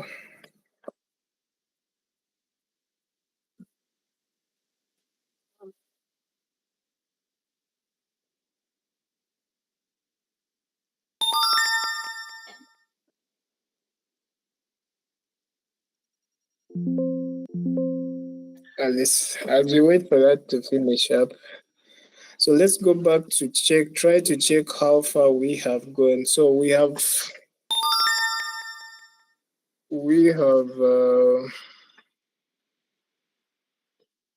wait just a minute.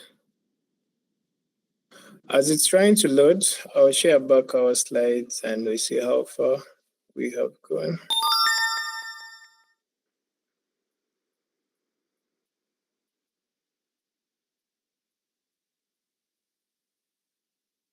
So we have gone through creating your first project, where to structure your project, navigating and launching it. So now when you're trying to run, so I want to do the last step, which is trying to run this. I don't know that will allow me.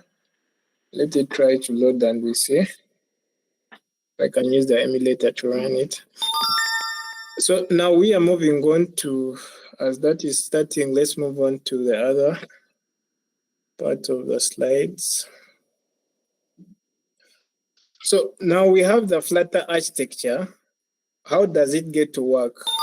So Flutter now uses a Flutter engine, which was built actually on a C++. That's why when you actually installing it, our colleague who has used Flutter can testify. One of the requirements when you run Flutter doc, it will tell you one of the requirements that you need to have is a C++ toolchain something as a requirement. And it's not going to run if you don't have it, because that's what the engine was built on.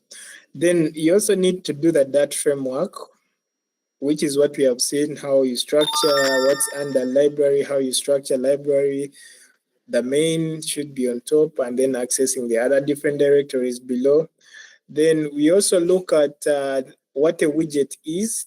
A widget, if you've done mobile app development, a widget, we have two types, a stateless and a stateful. A stateless is the one that can have a transition of states from one state to another. It's like active. Then for that one that is not, then it's just a static stage. Then how does this the framework support rendering? So it uses a render engine, which is Skier by Google. So to be able to render in the emulator or even your physical device. So this is the engine that Flutter uses to do the display of all that, to deploy your new application and also be able to render. Then the basics in that, I've gone through variables, what an instance is, what a data type is, what a function is. You just tailor all these classes, objects. Then async and await, these are functions for, let's first not go there for now, but async and await. Our colleague was used Flutter. Could you share with us what these to do? But I can give you a hint up, a heads up, which is something to do with serialization. For those that have actually done Java, you know what this to do. Our colleague, you could share with us as I try to run. I'm trying to figure out how to let this run. Eh?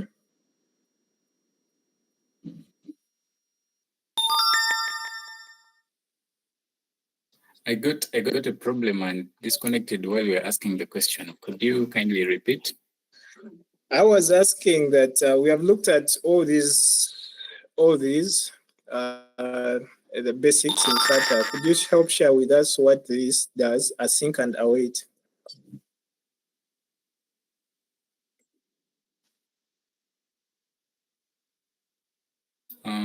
So async is basically, we add it, when you add async before a function, it means that the function will return a future, which can allow you to perform asynchronous operations, like maybe calling an API,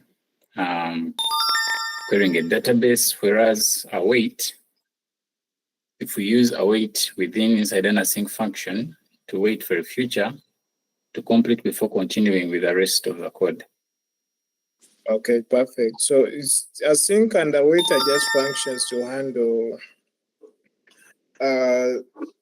asynchronous operations or returning a promise, whereas await pausing the function execution until the promise is resolved. Yeah? So those are the two things that they do. Like our colleague has said, if we use async, what happens before a function, it's going to make that function to return a feature.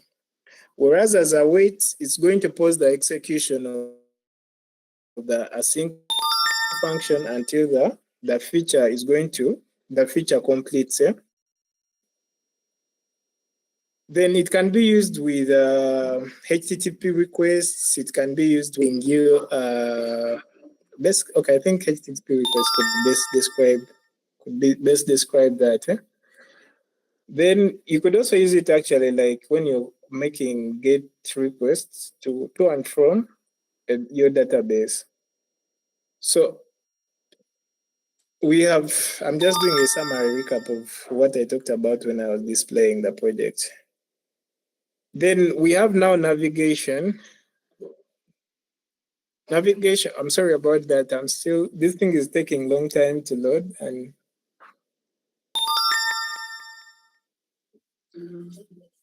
anyway, so with navigation now, you're asking yourself a question about how do you navigate, let's say, from one page to another. So here to navigate from one screen to another in Flutter, what you're going to use either the navigator.push or navigator.pop, and you use the named routing for a cleaner version of navigation. So it will allow you to pass data between the different screens. Eh? So you could try to check this out and see how it works, but it is just like how you would put, how do you call it in web, URL routing. For those that have used, let's say, like Laravel for PHP, you just use, include the scripts. Then when it reaches on that part, you just route to that particular slide or panel or whatever you want to route to. So it's the same thing with here. You just use the navigator. And then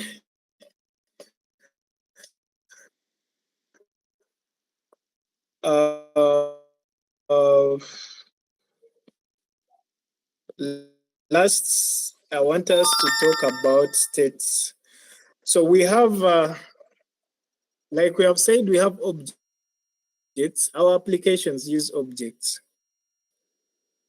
And the objects that they use, they range from those that are stateful and those that are stateless widgets. So we have seen that when you create, the first time you create a Flutter project, you pass of the main, what is a stateless and what is a stateful widget in Flutter development. So a widget, first of all, I could describe it as I'm sorry, just give me 1 minute to try to run this thing. It's just sitting up my machine for nothing. Just a minute, please. Just hold on.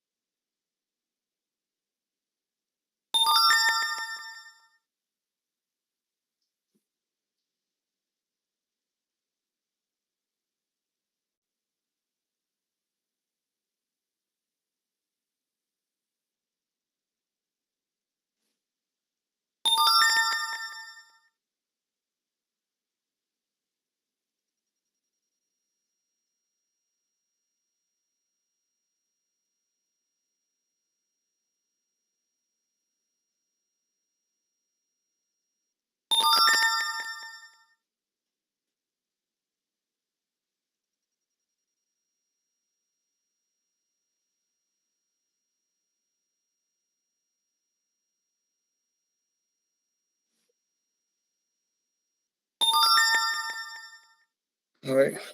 So I've just restarted my machine. Let it start over again. So back to state management. So we have looked at a stateless widget versus a stateful widget. So what is a stateless and what is a stateful widget? And when do we get to use either of the two states? So one is that with a stateless widget or a stateful widget, it's going to go through, let me start with a stateless. Yeah?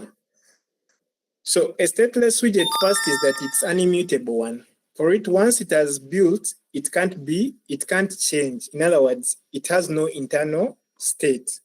So when do we actually use a stateless widget? So we use it when the UI doesn't need to update after it has been rendered. And an example of this that we have is a page whereby you're not going to update anything with it. So it's just going to be a static page. So that's what we have for a stateless widget. And all this, you're just going to get them from material. I think Flutter package, the Flutter package comes with all this. So you just extend with your particular class. Yeah? And then the use cases that you could use a stateless widget is when you're dealing with static text, when you're dealing with icons, when you're dealing with, let's say, like style containers or layouts, you could use this. Yeah? Then what is now the stateful widget? So with a stateful widget, the first thing I want you to notice is that for it, it's mutable. It's the direct opposite of a stateless. And for it, it can be able to change over time. In other words, it has an internal state which can change from one state to another. So we use it for those pages when the widget's data can change dynamically. For example, when handling pages that have user input, when handling pages that have animations, handling pages that have toggles, and so on, you can be able to allow, you extend your class, let's say like home screen, let's say like login screen extends a stateful widget, because there we expect dynamic data change on that particular screen. So the key features that you could use to differentiate the use cases, maybe for a state, we have looked at them: buttons, text fields, animations, anything that has to do with any update. So the differences is that the stateless has it has no state changes. Then it rebuilds, or it doesn't rebuild on change. And then for the stateful, it has it has internal state changes, and then they also rebuild on change. And then the last tool that I want you to look at, I want you to read and research about something called the memory footprint. So with the memory footprint for the stateless widget, it is lighter, whereas for the stateful is heavier. And also, when do we use them? When the UI is static, for static, and then for stateless, when the and then for when the UI is dynamic, we shall use the stateful. Then this covers the entire things that I've just summarized in those 3 points: stateless versus stateful, a state for a local state, and then using provider for shared state. So the last portion of using a provider for a shared state,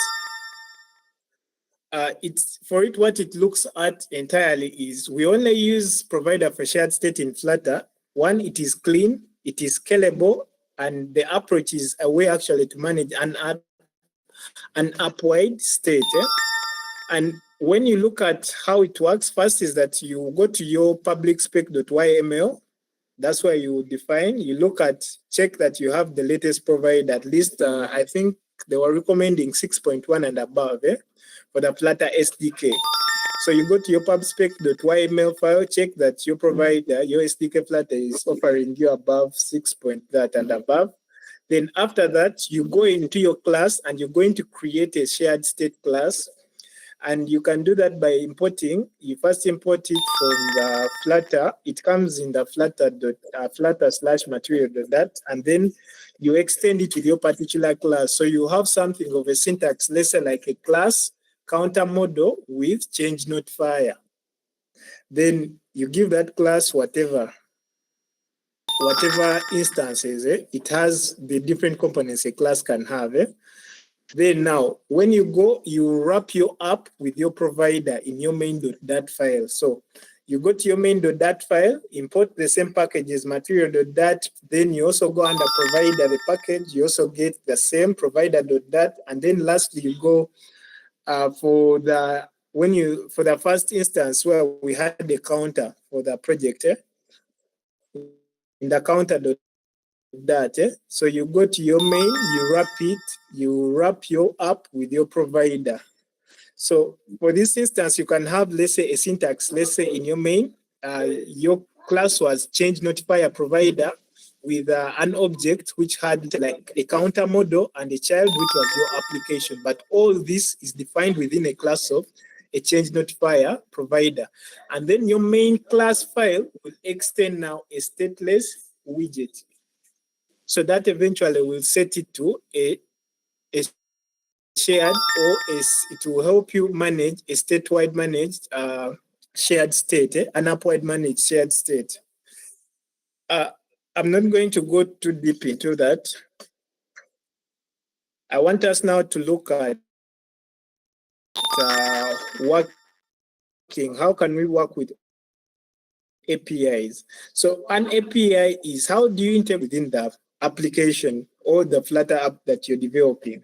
So how do you go about that is that you're going to use APIs, which is application program interfaces. So an application program interface is just like a middleman, an intermediary that bridges between the application that you're having and an external service provider. For example, databases. If you're using Firestore, how are you going to connect Firestore to offer you the service on your local application? So you're going to use their API to be able to make your GET post requests through the API. And then also adding now HTTP package requests. You have to integrate, to be able to use APIs, you have to integrate you have to import their HTTP packages in your application scripts. And then the other thing I also want you to give time to or to check out with is this is also going to allow you to decode what JSON using the that built-in library. So a JSON, when you're doing app development, sometimes we want to move data from one part of the application to another. But then we want to move it up in a JSON file, in a JSON format, because a JSON, if you are sending an object restructured in a JSON, a JSON is going to allow you to handle structured data such that when you receive the object on the other point, you have a complete object with different entries. An object I could refer to, like if at all I'm moving, you're signing in on your sign up page. So on your sign up page, let's go back to that screen of, it could better explain this for us. Oh, where is my screen? Here, perfect. So we have Figma design. This is it. So let's try to access, let's say, a login. Did I design a login here? No, I didn't design one, but we could use something of the sort. So when you're adding an activity, here you're going to add an activity as a single. It's better to as a single entry. Let's say like activity 1. So you select this internship, the activity, the challenges, and the hours. So when you're sending this your database, you're going to data for data for hour, place, activity, date, and internship. So on the receiving end, we serialize it on the sender's end, and then we deserialize it on the receiver's end. We extract out one entry with different one entry, one single entry, but with different like attributes for that entry, like different columns. So a JSON, you could choose to use a JSON to transfer data from one end, and then you decode it, you encode it, and send it over a network through a get or post or any request you're using. And then on the other end, you decode it and extract out the different thing back in an object. You still package it into an object, serialize it and send, then they will deserialize it again. So data is not transferred. If you transfer data as just a single stream of data, let's say internship alone, date alone, how are you going to be able to handle for multiple requests? Imagine different users are using your application. That means you have conflicting values for internship, whereby what if the data of a user, a certain user arrives midway before, let's say, other data for the same, for another user have arrived. So it will cause conflict as to which data belongs to who. So to be able to uncover or to be able to solve that, we are able to use objects, use serialization. For those that want to use the JSON format, you can use the JSON, encode it into a JSON, transfer the objects, decode it, extract, process, actually extract data from the form or the screen, encode it into a JSON, pass it for form validation into the form validation, that's the controller. Then in the controller, you extract out, you decode the JSON, extract out the different attributes it has, assign them to local variables, perform, compare and contrast if it is at all the credentials are matching, then grant access. But then access, how you will do it is that you encode it still into a JSON and return the message back. So if the message is a return on the receiving end, then if the message is a success, they can intermediary, but it offers a structured way to move data from one end to another of your application. Then last part of this was displaying now fetch data in widgets. All these are applications of the different APIs that you can use. Then how are we going to be able to handle now what we call as local storage? So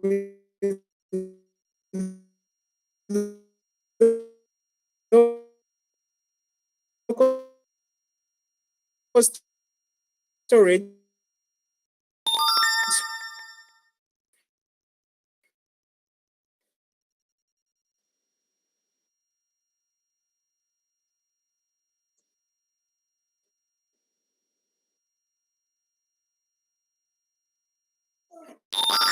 we have something called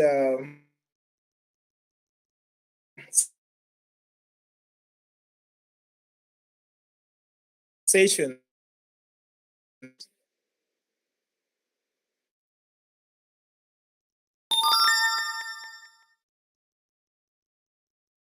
As credentials for logging in.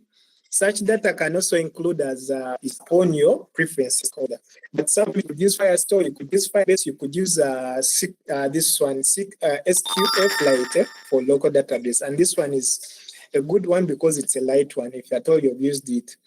Then the other thing that you could use is how do we handle local storage on like or handling local storage within an app, especially when we are moving.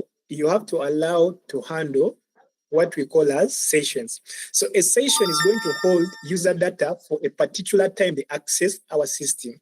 So a session in Flutter is going to hold things like, if at all you've been able to be granted access within the application, which person is accessing the account at that time? What right privileges do you have? Then the other thing for these applications that use cookies,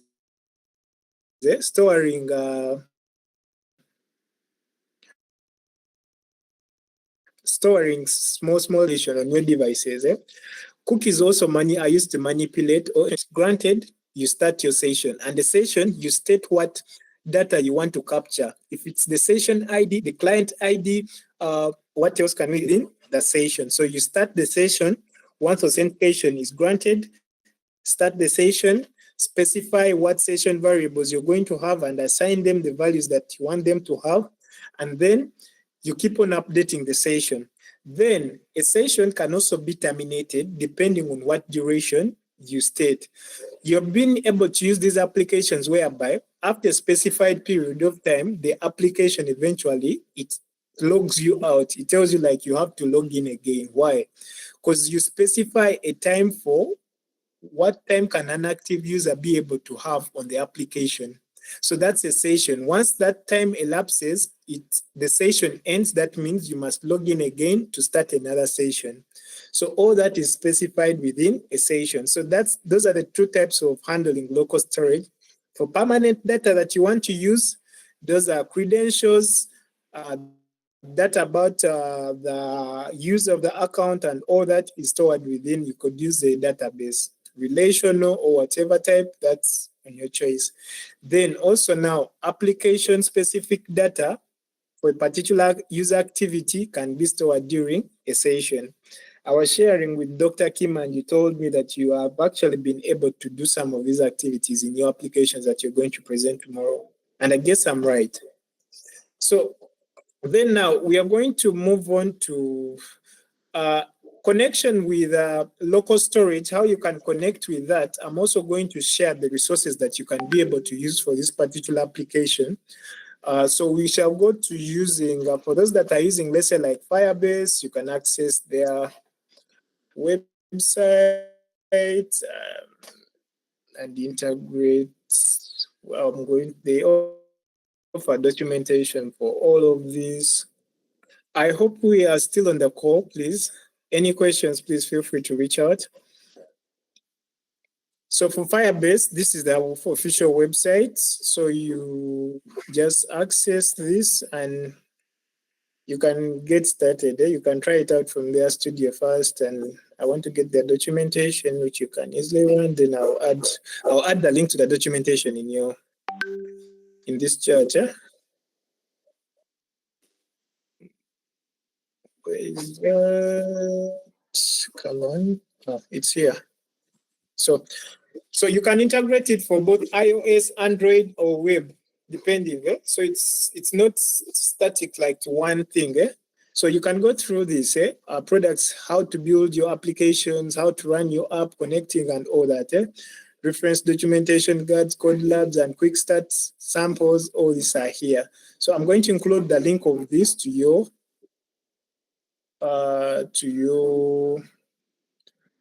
So you can check this out. The fundamentals, everything is here, and how to use them, environments, managing the Firebase storage. So I'll just add this link to the chat. You can use this for future references. I'm not going so deep with certain concepts because Dr. Kim had already told me that you guys had covered some of these things, and the time is not going to be enough if I keep on going through everything, because it's a whole journey from nothing to something now. So you could access that through there and use the documentation. Then we are going to go back to, also the same thing also happens if at all you're trying to use same thing for these guys. You could also use this by these guys, the same guys still. I need their documentation. Get started. It's here. I want to equip you with enough resources so you could. So this is it. So how do you create a cloud Firestore database? If you haven't created one, you access the console, you add your project, then now you open your project in the console, then you expand the build, and then you select your database, say Firestore database. You click on create the database, you set the location of it, then 5, you select the starting mode for your cloud Firestore. So when you come back to your application that you have created, you initialize an object instance to your Firestore. So that object instance will be added to your main.dat file such that when program execution is started, the object initializes or it fires up your database on Firestore. So each time you start your application, as your application is still starting and then extracting the different resources, let's say like routing you to the main or the index page or the splash screen, it should also be able to initiate in the same process. It should also be in a different process, but at the same stage, it should be able to start or fire up your database if you've used Firestore.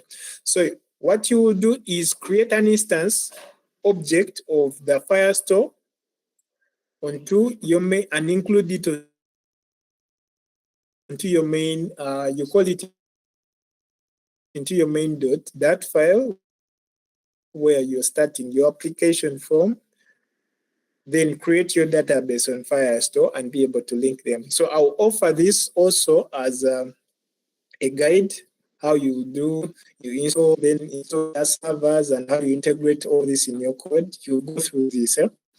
Then I also want to share with you another tutorial I use. It is a free code country guiding you on, in case you meet challenges when connecting with this procedure, you could follow it up and it guides you on how you can go about connecting your Firestore. There we go. Let me get the tutorial. This is going to be, it's by free code camp. And maybe your class coordinator can tell me at what time does the session end, or it's an open session, because I don't want to be out of time and people are complaining. So by free code camp, here.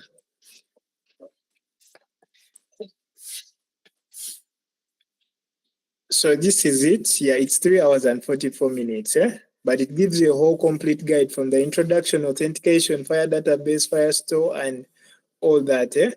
How to use when you're using Angular, React, or JavaScript. But then later on, you will check it out. It will offer every single thing that you need. So I need to share this.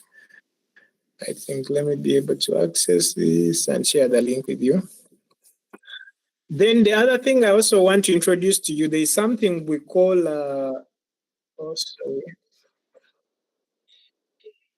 sorry about that. Sorry, I just needed to share the link to this to you guys. Where is that? It's here. Okay, perfect. Let me copy the link and add it to you. I'll copy this and add it to the chat here down. So where are my messages? Sorry. So what I have offered there is a complete guide to allow you to use Firebase, Firestore. So if you're able to use Firebase or Firestore, it's the same command, it's the same procedure that you're going to follow, but a few things will just jump, it will keep on like just popping in when you're using SQL, for those that are offering to use the SQL version. Yeah. So up to this point, are we together? We are still left with like, I think like 9 concepts just to cover up. Then we wrap up the session. So we shall go now to how to add animations. And so how do you add animations? So the animations could be just like a transition on the splash screen. So to be able to do that, you can do it either in 2 ways. You could add implicit animations or you could add explicit animations. So we could use 3 actually. The last one is where you use the hero widgets for your screen transitions. So with the implicit animations, you're going to use the animated container, and then you also work with the animated opacity to define how the different features will look like. For the explicit animation, you could controller, and you also use something what we call as a tween, TWEEN, this here. So to be able to see how this works, I think let me check out if I did that for my project here. Nope. I used implicit instead. I used the animated container, but I used one for transition. I wasn't able to do that for my project, but you could take out that how these two work. So animations are just like the way you see transitions.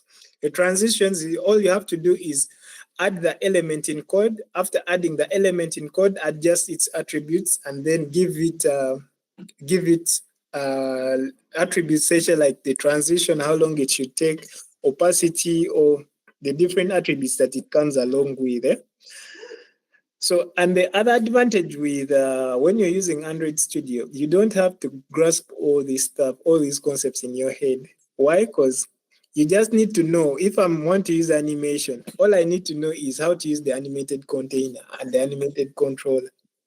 Then the attributes that fall within that, these are Android Studio offers a plugin where you can use auto help. It suggests for you what more attributes can you be able to define on that particular component that you're adding, that you're using. I'll move on to the part of testing now. So having come up with our application, maybe before I move up to test, let me share my screen again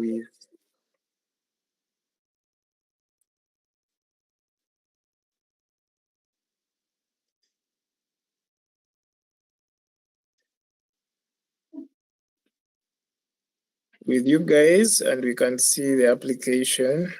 Everything I've explained is run, but it has started the emulator, but it has shown an issue of conflict still. So I think I'll just share the APK.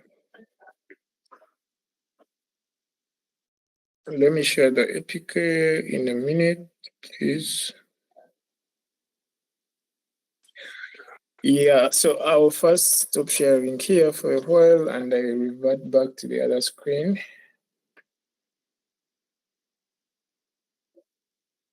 Okay.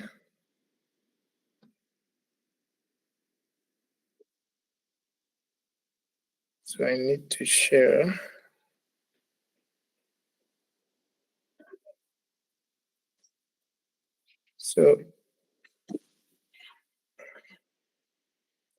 So to this, now I'm going to take us through the deployed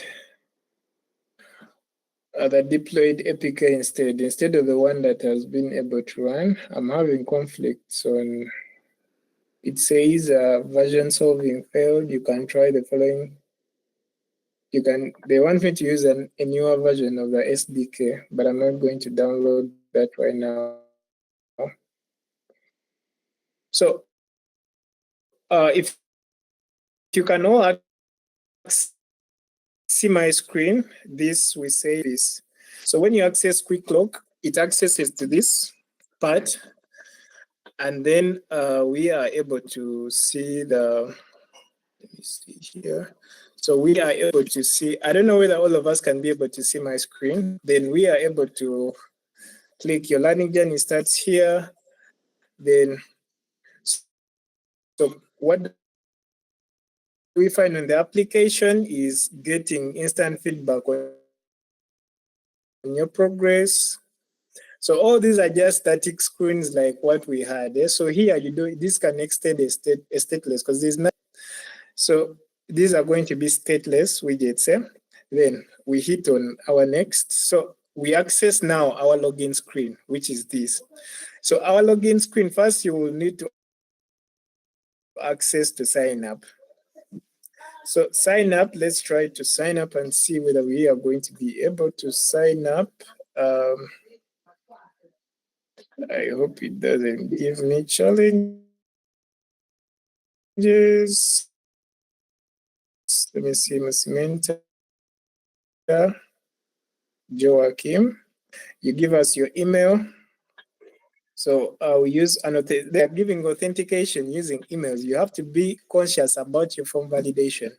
Imagine I give an email without an @ symbol and I submit. What do you think this can? Because that means that someone can fake an email and be able to log in even when it's a fake mail. So you have to be able to handle form validation, and you can do that using triggers, in that you use regex expressions, something called regex expressions, to handle this, or you could use actually email authenticator. You could use their API, whereby if at all the email, they don't recognize that email, then it will give you feedback. You know, the status on that is a now one. So you reject it at login. So that's to ensure that users actually authentic emails. So here we go, 7, 8, 9, 10. What can I put? Random. How many are these?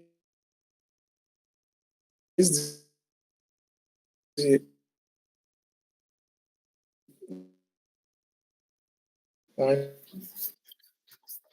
2, 3, 4, 5, 6, 7.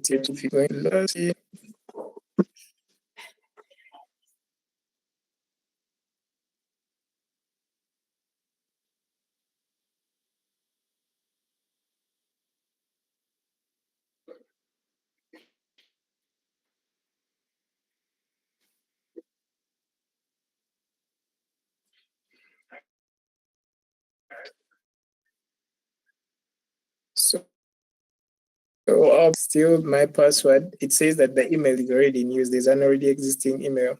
So let me try out another email. What email can I use? I don't want to use my work email. Okay, let me use this. Still don't forget your password.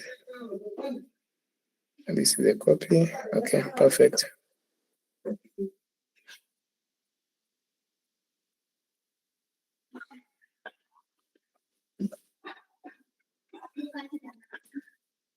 So we hope it logs us in. If you sign up, then we can be able to. All right, so we have been able to log in, to sign up. So now what happens is that they send an email to, they send a verification code. So here I enabled 2 authentication. So it sends a 6-digit code to that email. But I guess I should have used a better email. Just let me use an email that's open here right now, so I can get the code way too fast. Let me redo this. Don't mind about that. Let me just get to use one of these. Okay. Okay. So I'll use this instead.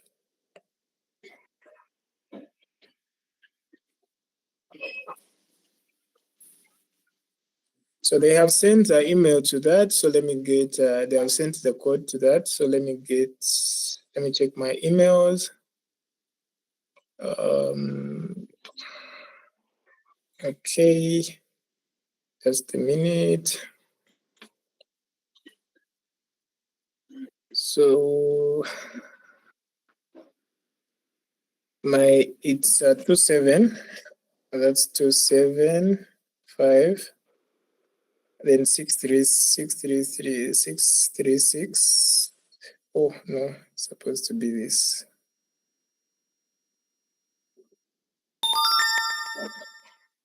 Two 275. It's rejecting this. What's happening?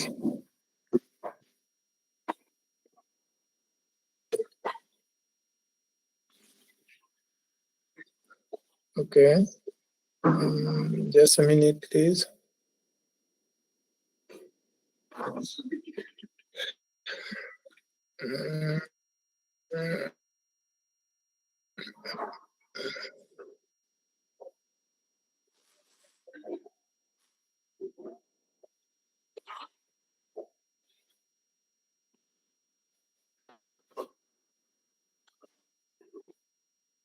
My network is slow, that's why it's taking all this time.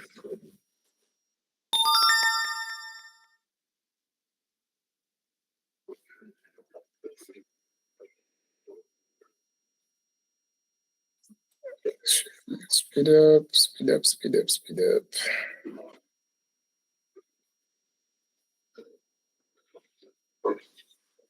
Why is this going so slow?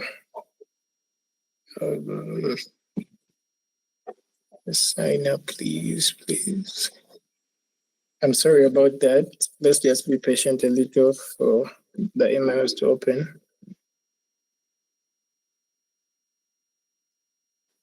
Okay. So where was the last one? It's at 156. Then this was at 1. Okay. So the code I'm having is 689, then 860. I hope it accepts this. It should.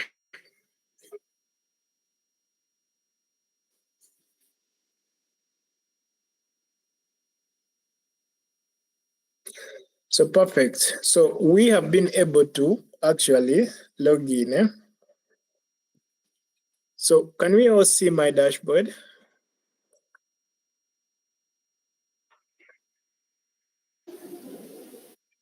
Yes, I think I can see it. Yeah. No, I can see. Okay, perfect. So Yes, you can see it.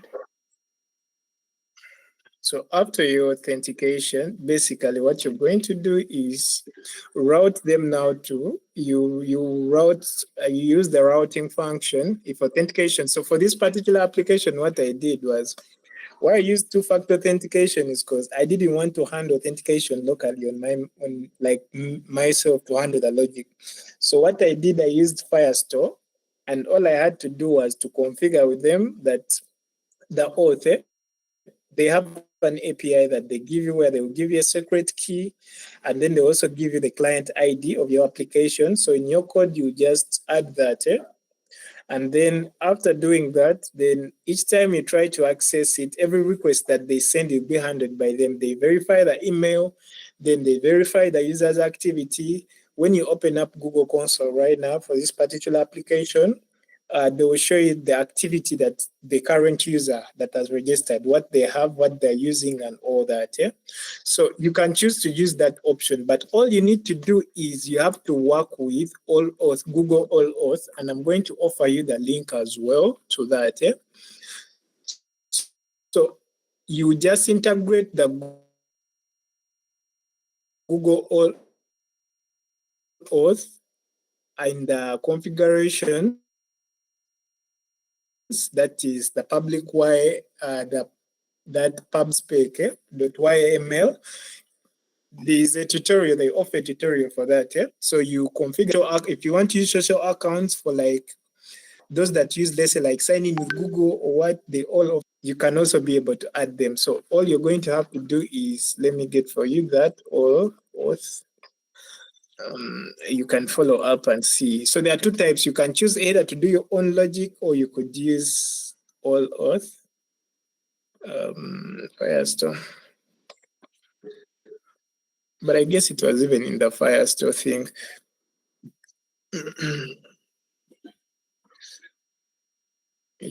Yeah, wait just a minute. Let me see. Where is that? It was in the first one, I guess.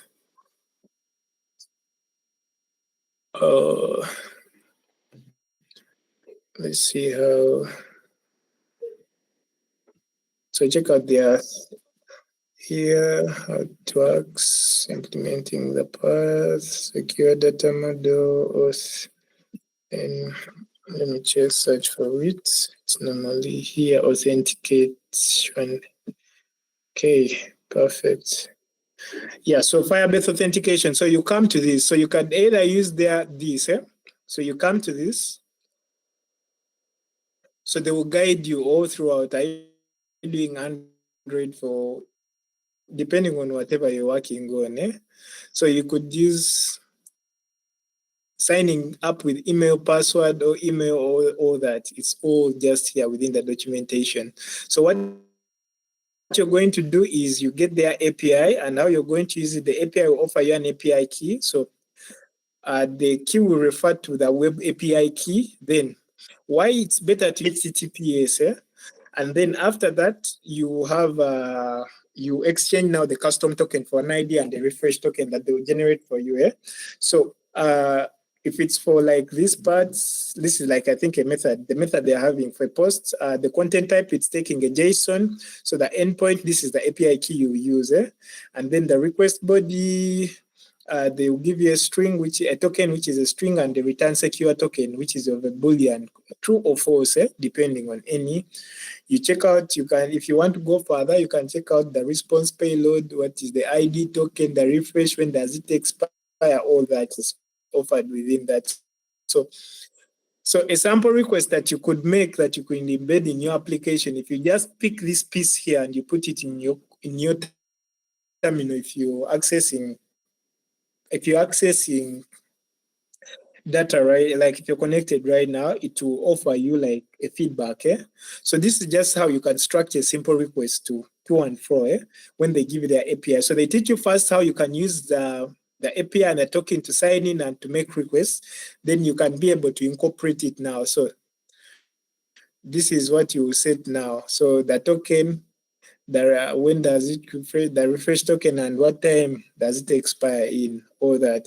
So you can just check out this and how you configure all that. It's all within this documentation here. It's the same thing I used all through. The same thing I've used all through for this application, even them being able to give you a two-factor authentication, like sending back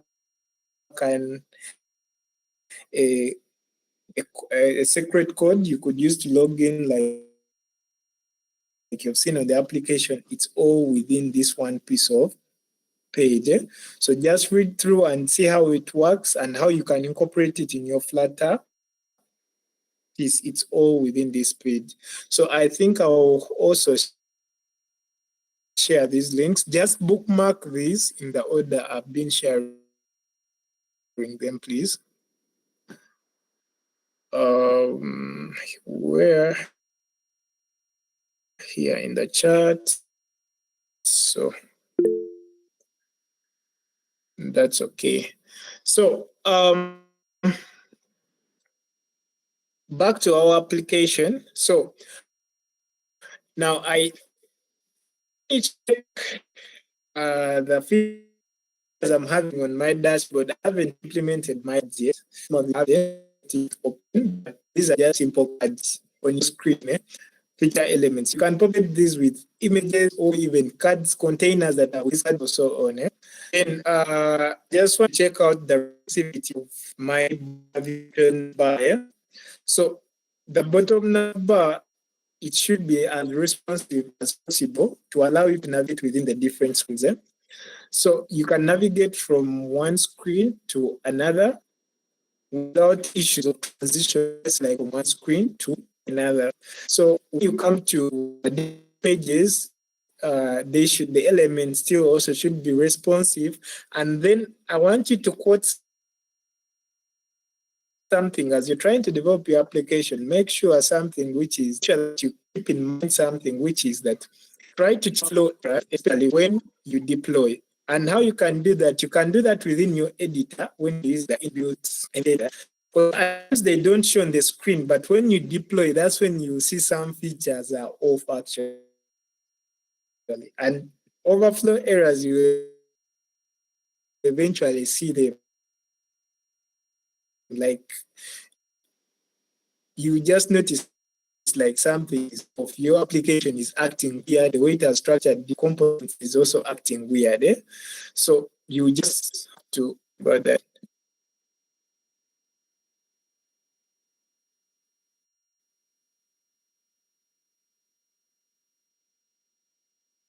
Sorry about that. My other screen is off. I guess it's because of network.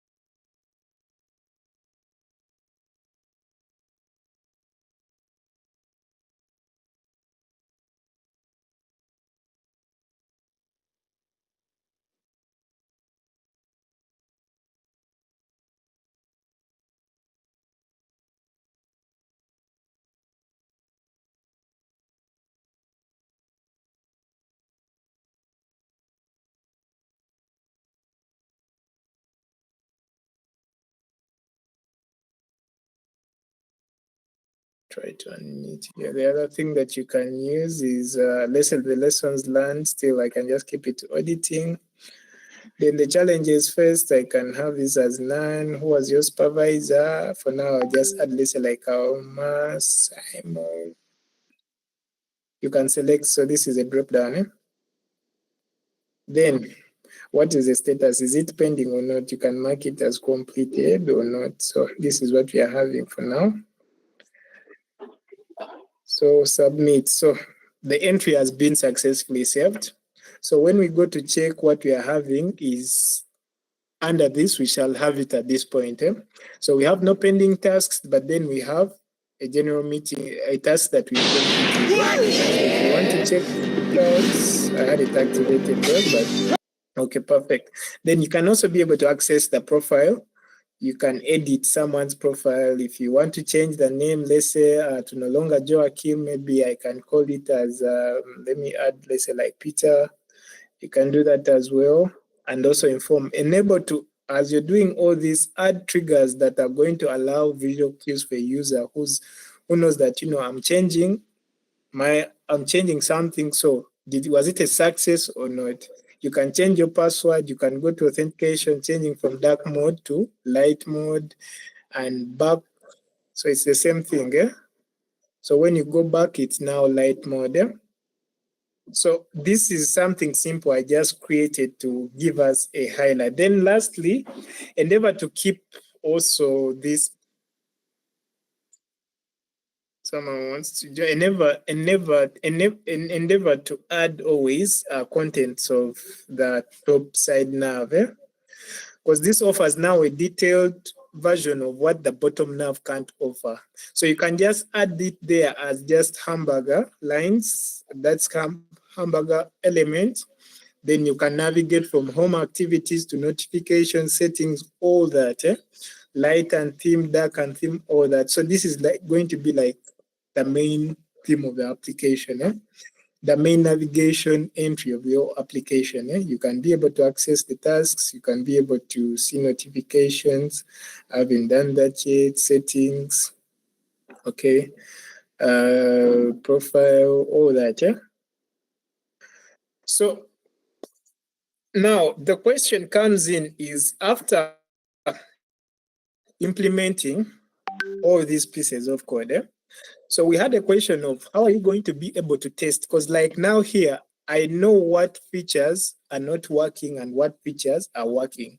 For example, I haven't been able to implement, let's say, it's, I think it was it notifications? Yeah, the notification screen. So this, how do I be able to know that if at all I haven't been, this page has an error? How do I test that it's working? How do I test that it's actually submitting data? When I change something, when I edit, let's say like my profile and I put a different profile, how do I know that this page is actually working, the functionality is working? If at all it's failing, how do you recognize what page is failing, what page is not submitting, and so on?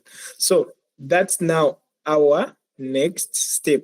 So the illustration I've just showed you is the same application which we saw from the wireframes. It's the same application I showed you through the code, though in the code, I would have showed you through when I run it directly using Flutter Run, but let me show you what I'm having. I'm having a challenge with, let me show you, let me share my screen, my other screen shortly. And one of the challenges, these are one of the challenges that you constantly face, because keeping on switching from one screen to another, you would prefer to work with like many screens, because of the different things you're working with. Okay, this should allow me to do that so fast. So after making all the changes that you've done and the implementation, you can just run your project by hitting the run button. If your project is well structured and well functional and the logic is working, your product will be able to run and deploy it on the application, just like what you're seeing on your screen right now. Because this APK is on my phone. It's just on my phone. I can even show you the logs where I have just installed it. I think I don't have them here. Do I? Yeah. So this is it. We can see, I don't know whether we can all be able to, but no, this is something different. Sorry about that. But let me get the APK and show you where is that of manager. Okay, internal storage. Then I'll have to Android media, then WhatsApp media. Then these are documents. So it's an APK. It is an APK. I just need to access it right now. And I'm going to share the APK with you guys so you can, it's a zip, so you can actually access it. So I want to host it. Where is this? Is it under downloads or what? Media. Where could that be? I guess under documents.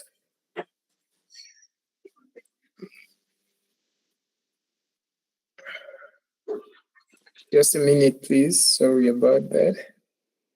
I need us to do this. It's going to be app debug. It's called app debug. I had stored it here, but I can't see it. Maybe do I have it here? I'm looking for where I can share it right now.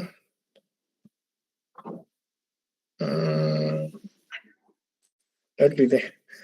I'll just share it with maybe an individual can share their email in group. Then I share it with them. Then they can share it with the rest of the class right now. It's easier. Anyone that's a volunteer, I can share with you the APK, and then you guys can all be able to install it and see what I'm talking about. So having finished that part, so I wanted to show us. Okay, perfect. Thank you so much. So let me share the APK right now. Just hold on a little as we are winding up.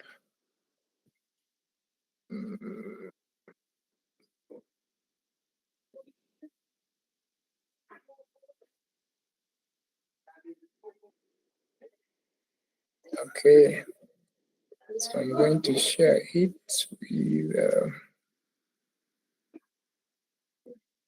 desktop. Okay, so I'm going to share it as a compressed version because it's big. It's like 200, but I compressed it to like 45 MBs.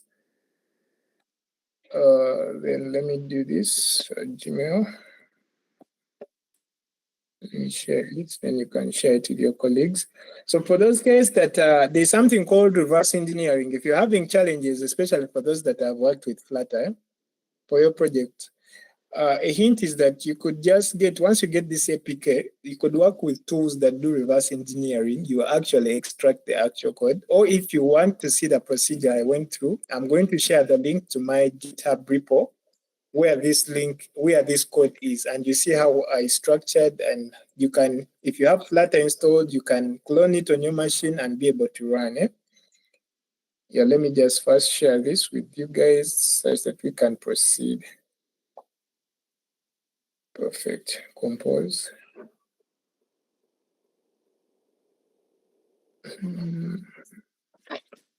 Let this load. I should stop sharing on my phone, then we can access back our slides. Stop sharing.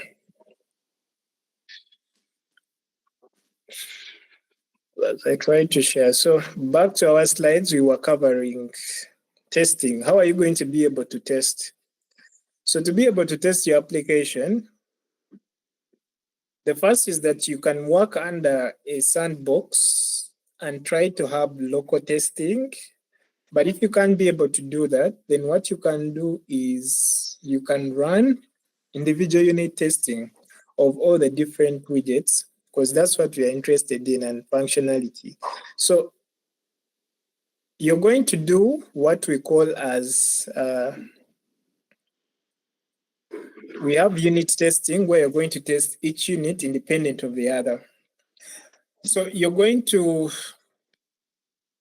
this unit testing is going to be basically targeting two parts, which is the logic and the utility functions.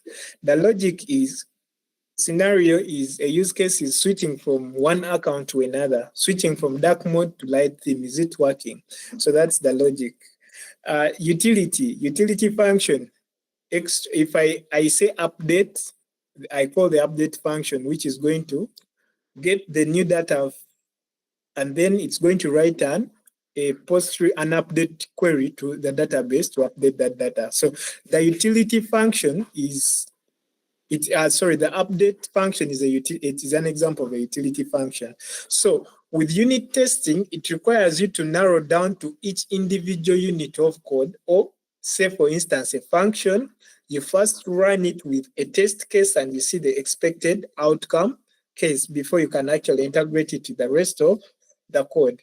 Then with the logic, let's say you're trying to switch from dark theme to light theme like we saw, you create the two objects, and then you're going to test each object independent of the other before you can actually integrate it as a whole system. Then secondly is the widget testing. So with the widget testing, we are trying to see the behavior. So sometimes you design things and they appear well on screen, but eventually, when you deploy them, they will be having errors. So it's better for you to first do the unit testing, and with the the widget testing, and with the widget testing, how you can be able to do it is you can use your emulator. Your emulator, for those that are using, let's say the inbuilt emulators, you can just try to work around with the emulator, try to pull the different components on that emulator of your application and try to see how do they respond.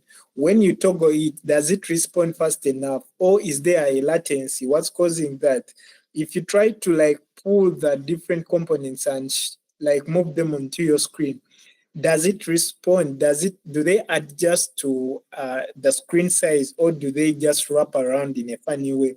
So you do that for each individual widget. You implement the widget, you run the page for which that widget is located, then you try to test it and see. So the last stage of testing that you will do is the integration testing. So now after adding up the different modules that you've done, you've done the unit testing for each function, the widget testing. So now you're going to piece the whole set up into one. Remember, from the start, we had around like 5 subdirectories. We had core, we had presentation, we had domain, we had data. So you try to integrate the different working code within these different modules and try to see when you run now the main.dat file, and does it correctly call upon the different modules? Do they integrate without throwing any errors? When you call a function in the presentation layer, does the control of that function actually execute even if it's in another module? So that's the last kind of testing that you will do on your application before you deploy it. And it will show you a whole workflow from the beginning to the end. So lastly is the deployment part. So as you prepare for deployment, remember one thing is you can choose to package your application into an APK and share, just like how I'm going to do. And I think this is done. Yeah, it's open now. I can first push, then proceed. So let me share with this guy's email. He shared this code. My Vembezi Josh. Okay. My Vembezi Josh. Okay, perfect. Vembezi Josh 7@gmail.com. @gmail.com. Okay. Subject is please receive the demo app APK. Okay, and I'll attach the file, which is this. Okay, open. Okay, got it.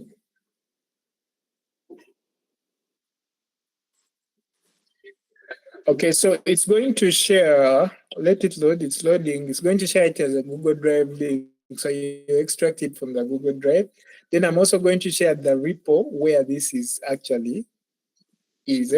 So we proceed with the slides. We see that we were saying that as you prepare for deployment, you have to add the app icons. So with the app icons and the splash screen, I want you to notice that when I searched for the applications on my phone, there was an icon on the there was an icon representing the application, which I named as quick something. So you have, and you can do that. All those are icons. Then also you add the splash screen to identify your application with their logo and the transition. Then lastly, you're going to build the Flutter APK, or you're going to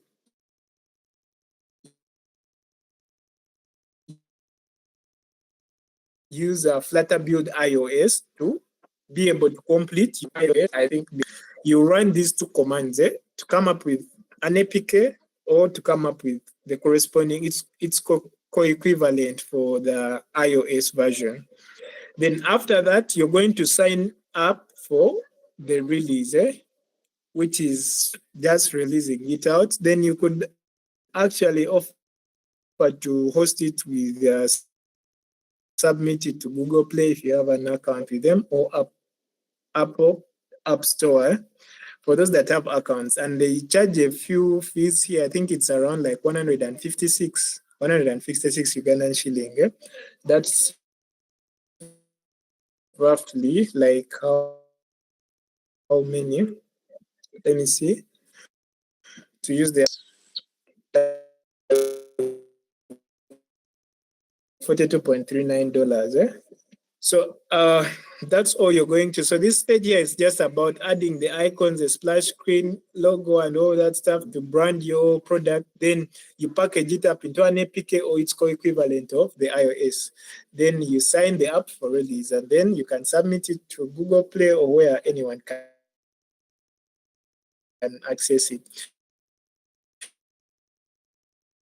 So lastly, what was this about? A full-featured Flutter app from scratch to nothing. So to give us a recap, we said that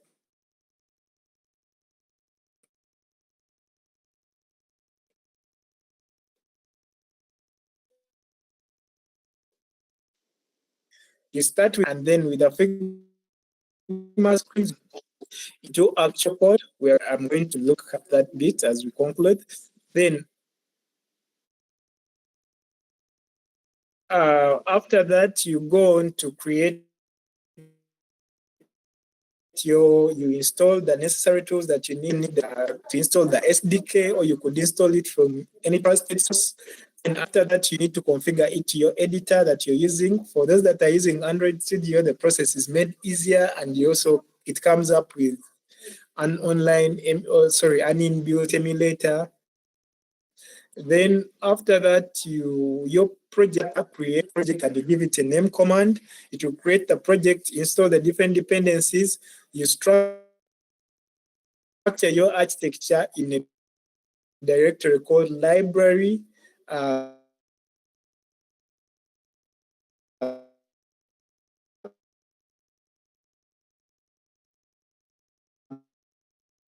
Based off any architecture you choose. But for us here, we use the clean block architecture. Then you define the screens, you give them functionality in controller class. Then you connect your database and session data, so you can do that. Working with states that's stateful and stateless widgets or shared states, we have looked at that. Then lastly, I told you to look at the footprint image. That when you do research, very interesting. Just check it out. Then the other thing that you've looked at is you know how to do the testing, the animations, then the testing, then you prepare for deployment. So as you do this, please endeavor. Teamwork is totally encouraged. We said that Flutter is open. It's a community. Challenges in the web. You can also work with the discussion as I try to conclude to share the link to you. So the discussion now is open to what have you learned, what have you picked out, what do you want me to elaborate on,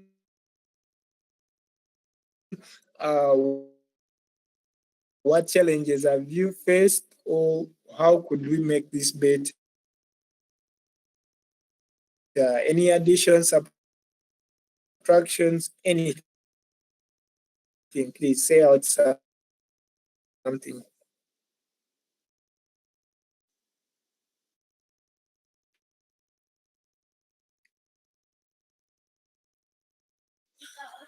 So I will be waiting to hear from you guys as I try to share the APK with you.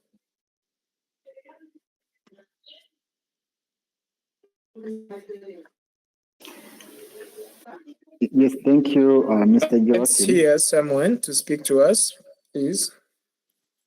Thank you, Mr. Joachim, for this elaborate session. Myself, I've picked a lot, including how to include the animations, the landing page, and the rest. The content. Yes, you're welcome. The content seemed to be big, so it might be hard for me now to talk about everything from the start and up to now. But what I'm sure of, following these slides, they can guide us, and good chance we appreciate you have given us more content beyond the slides, including the demo to see how things appear after their implementation. So we are motivated, some of us are motivated. We can follow the links. Maybe for your information, the class we already have a combined session to analyze or even go through what we study in class practically together as a team. So I think we are going to do this to make sure we improve some skills of ours in Flutter. We already have some guys coding Flutter like Joshua. Actually, when you were starting, I heard him say, I have some knowledge. I think he's going to also help us, and also using some links you shared with us to improve. Thank you very much. Just my point was to appreciate your session. Thank you very much.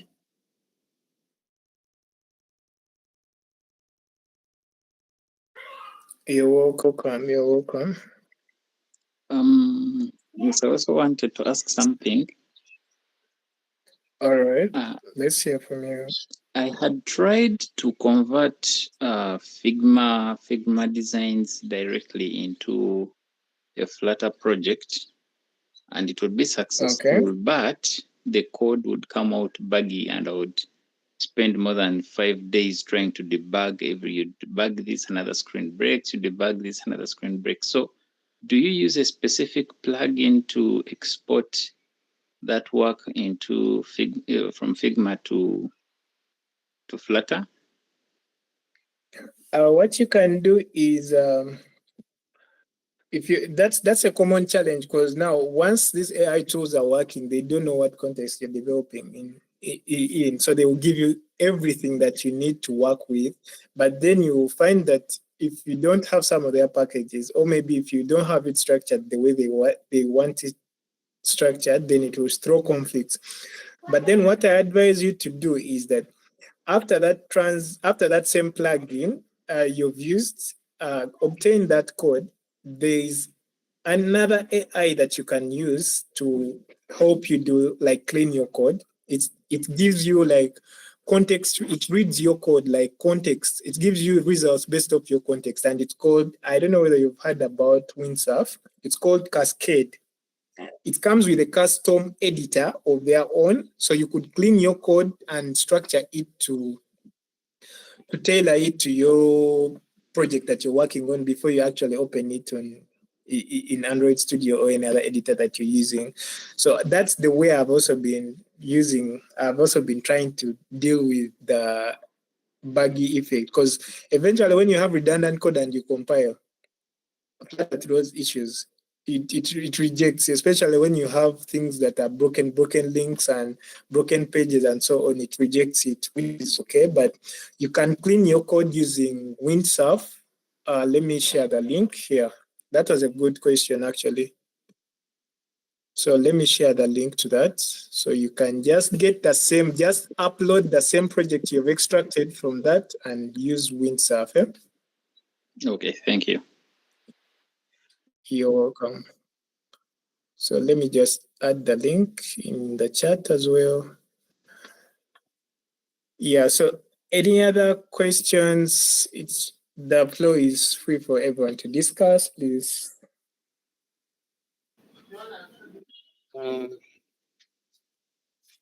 Thank you so much.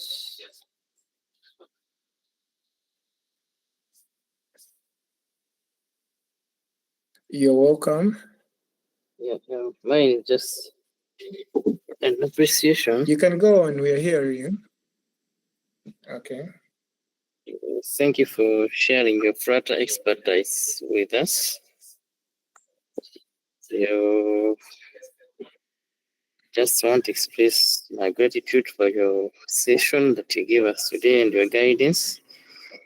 Your ability to simplify complex concepts has made all the difference. Thank you for being a supportive teacher, and we again appreciate all the effort that you put into this session. And thanks for the encouragement. We are really, really happy and grateful for your time. Thank you so much. You're welcome. You're welcome. So I've shared the APK to Mwebembezi. I think you will share with your colleagues. You can check your email. You will share with your colleagues. Yeah? Yes, I've Right. received it. Okay, perfect. So if there's nothing much on my side, I just want to appreciate you guys for giving me your time and attending the session and sharing with me. I really appreciate being part of you guys and being here today. And I'm always open to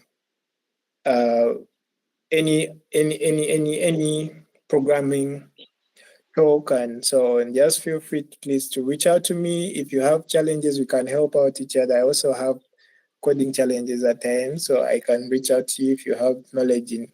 I'm really into learning new stuff, and yeah, just reach out to me. Maybe I can just share my email.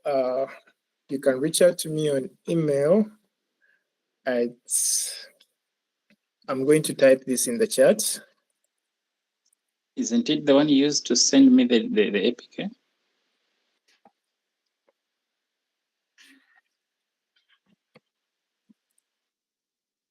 It's the very one. It's the very one, actually. It's the very one. I'm just writing it for the rest of the team. Yeah? So I have just shared this. My email, it's musiimenta.joachim10@gmail.com.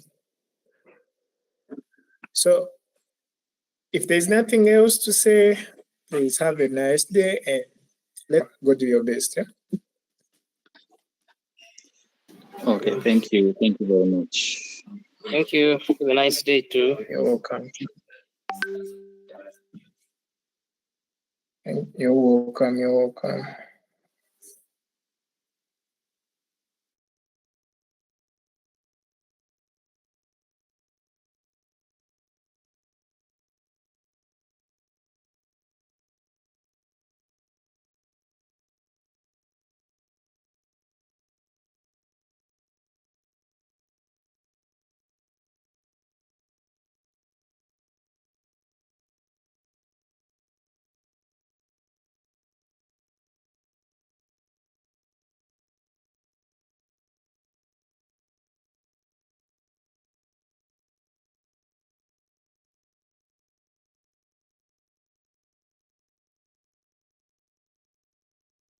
Yes. Good afternoon to you, Mr. Emmanuel. How are you?